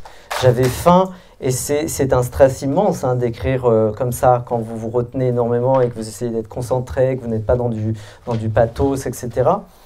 Psychologiquement, quelque chose doit payer. Donc j'ai dû manger énormément. Et donc la peau... d'avoir... Et puis c'est troublant, ce livre, il est sorti au moment où j'ai le même âge que mon père quand il me donne naissance. Donc il y a la question, on parle de Camus, mais Camus, quand il va à Saint-Brieuc dans Le Premier Homme et qui voit la tombe de son père, il se rend compte dans un passage que tout le monde connaît qu'il est plus vieux que son père qui est sous la pierre. Et donc, voilà, on devient, par le miracle de l'écriture, on devient le père de son père. C'est très étrange. Merci. Merci, pardon. Non, non, c'est pas grave, c'est très beau, au contraire. Hélas, le temps. Merci beaucoup. Un grand merci vraiment à Jeanne, à Emmanuel, à Xavier, à Olivier qui est loin, à vous Marie-Hélène qui avez fait quand même beaucoup de lectures et qui avez rassemblé tout ça. Un grand merci à vous tous présents, particulièrement, bien sûr, à Anne et son équipe à la librairie Gallimard. Et comme discours de fin, je voudrais lire un poème de Jacques Prévert, Cet amour. Et je vais remplacer cet amour par cette frontière. Voilà. Cette frontière si violente, si fragile, si tendre, si désespérée. Cette frontière belle comme le jour et mauvaise comme le temps, quand le temps est mauvais. Cette frontière si heureuse, si joyeuse, si dérisoire, tremblante de peur, comme un enfant dans le noir. Cette frontière traquée, blessée, piétinée, achevée, niée, oubliée, parce que nous l'avons traquée, blessée, piétinée, achevée, niée, oubliée. Cette frontière tout entière, si vivante et tout ensoleillée, c'est la tienne, c'est la mienne, celle qui a été, celle qui est, aussi tremblante qu'un oiseau, aussi chaude, aussi vivante que l'été. Nous pouvons aller et venir, nous pouvons oublier et nous endormir, nous pouvons nous réveiller, et nous endormir encore, elle sera toujours là. Elle est là pour nous éveiller, pour sourire, rire et nous rajeunir. Notre frontière reste là, têtue comme une bourrique, vivante comme le désir, cruelle comme la mémoire, bête comme les regrets, tendre comme le souvenir, froide comme le marbre. Et nous lui dirons, à cette frontière, donne-nous signe de vie. Beaucoup plus tard, au coin d'un bois, dans la forêt de la mémoire, surgit soudain, tends-nous la main et sauve-nous. Et j'ajoute, sauve-nous de la peur du mot frontière et sauve-nous avec la douceur du mot frontière. Et merci à tous aux frontières. Voilà, merci à tous. Voilà. Merci Jeanne, merci tout le monde. Voilà, merci. Merci à Christophe, merci à Alain qui est au fond de tout ça. Voilà. Merci à tous. Merci. Voilà. Et maintenant, on est très en retard. Pardon, on va faire vite parce qu'ils sont fatigués, les libraires, il faut le fermer. Mais simplement, il y a dédicace aussi. Voilà. Donc je vous invite à la dédicace et un grand merci.